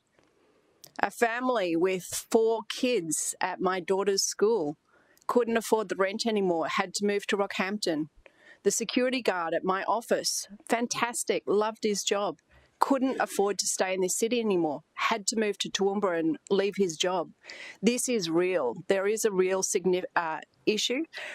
But what we're doing today is we're identifying what is the obligation and the duty and responsibility of council and what is not. And that is why I'm supporting this today. Speaker against the recommendation. Councillor Patterson, do you wish to close? Would you mind deferring your close to me just to add a few comments? So, councillors, most of what I'm about to read is in the city's official response that will go out depending on the ultimate vote of today's committee recommendation, but I think there's some important points in here that given we are all hearing from members of the public and different groups, and I'm sure there'll be media attention, I'd like some facts and figures and details on the public record. As Councillor Patterson said, homelessness on the Gold Coast remains a significant, complex and growing issue. The best data available to us and getting accurate data on this space is difficult, but it would tell us that there's approximately 400 individuals on the Gold Coast currently sleeping rough in public places. And as we all know, this includes families, young people and older residents. It mirrors the broader wide state trend. Homelessness in Queensland has increased by 22% since 2017, nearly 3 times the national average. What we're seeing is not just an increase in numbers, but an increase in complexity. More people are facing long-term homelessness with limited options for housing or support during a housing, rental and cost of living crisis. As Councillor Patterson indicated, in 2020, the City endorsed a new welfare-first approach, connecting people with services, offering support and working with local providers. While some initial signs show this was making a difference in reducing the use of public spaces, it is no longer proving to be as effective or meeting community expectations. With very limited emergency accommodation options and a sharp rise in people with nowhere else to go, we must now also adopt a compliance-led approach, particularly to address inappropriate and long-term use of public spaces. While I do believe we are an empathetic council, we must also be a balanced council that respects the incredibly complex situations around homelessness against the rights and wishes of ratepayers to use public parks and spaces without worrying about the safety of themselves or their families. Complaints from the community have risen by 34% on this issue. That is comparing 2023 to 2024 data. I believe we have a responsibility to all ratepayers to do more to protect the shared use of public spaces and to ensure that public safety. To be clear, this is not about turning our backs on vulnerable people. It is about ensuring public spaces remain safe, accessible and shared by all, while continuing to support those who need help. I would finish with this section, which is where I would hope that anyone that might disagree with this position and would encourage them to direct their anger or advocacy to. We are in this situation because of an absolute lack of investment from the previous state governments in social and especially emergency housing right across Queensland, and as Councillor Patterson nailed on the head, especially in this city. The previous state government can put whatever spin on this they like, but the results are literally staring at us in the face. More people than ever living in tents, parks, sleeping in cars because they cannot access reliable, long-term emergency and social housing. I will give the new state government the benefit of the doubt for now, but promise that unless there is a significant increase in social and emergency housing in this city, and dare I say, right across Queensland, our city and others will be quick to call them out for their failure as well. In the meantime, this city will continue to, wherever possible, show reasonable empathy and support where we can, but we'll also be mindful of our responsibility to ensure public spaces are accessible and safe for all ratepayers. Councillors, debate is closed. I'll take the vote on the motion. All those in favour? Against? The motion is carried unanimous. Councillors, I have a procedural motion that item 6.6, 6.9 and 7.1 be deferred to the next Planning and Regulation Committee. That is seconded by Councillor Doran. I offer my apologies to city officers who have just sat through however long this is just to have that happen. Jordana, don't look at me like that. I'm sorry.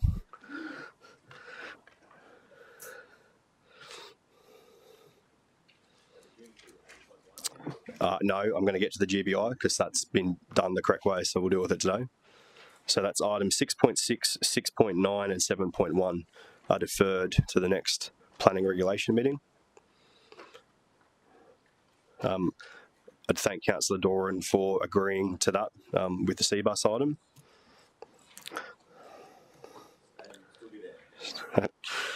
Okay. So that we will vote on that procedural motion. All those in favour? Against? The procedural motion is carried. That brings us to the general business item, which was received on time and in the correct manner, so we'll most definitely deal with it today. Councillor Fowler, this is your general business item, so I think we've got a few minutes if you wish to speak to it quickly. I'll be very quick. So basically this is, I'll read it out quickly, that a report's brought back to Planning and Regulation Committee that investigates the regulatory options available to address caravans, boats and trailers that are long-term parked on a local or state-controlled road but is impacting community safety and or intended usage. So very quickly, I'm asking city officers to come back to this committee with a report looking at all the available options on the table regarding the long-term parking of trailers, boats and caravans across our city. While the Queensland road rules allow vehicles under 7.5 metres to park on street for an unlimited time, concerns have been raised directly with me by Division 2 residents, and I also recognise that this is a broader citywide issue. So previous attempts to amend the road rules were not supported by the previous state government and current enforcement tools are limited. I am seeking a thorough review of all options that are on the table, including the potential use of regulatory signage or amendments to our local laws to ensure that we have a balanced, practical response to manage amenity safety and accessibility concerns, ensuring car spaces are being used across the city for their intended purpose. So I think Councillor Fowles' GBI is perfect timing. A new state government gives us a chance to review this with them and see if there's a willingness from them to maybe look at legislative changes that would allow us to have those controls. Councillor Gates, did you have a question? Well, I was just going to say that we did this last term, and my understanding was that it is a change that was brought in by the former state government that got us to this position. When I was first elected, there was a 2-hour time limit right across the city.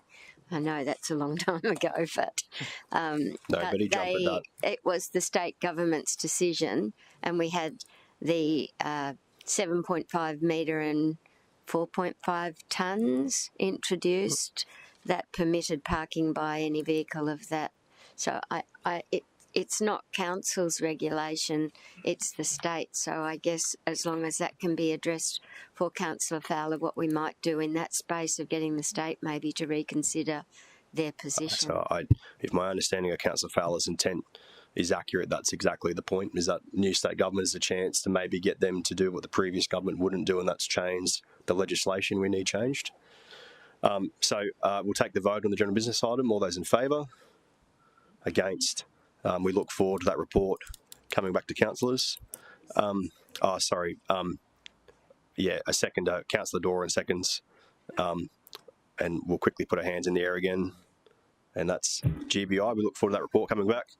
Councillors, can I truly thank you for a long meeting and some interesting debate on a couple of fairly complex items. I really do appreciate it, and I appreciate you'll be worn out before GAF. So we will close planning at 13:39 and allow the next meeting to be open, then we can take a bit of a break. Have a great day.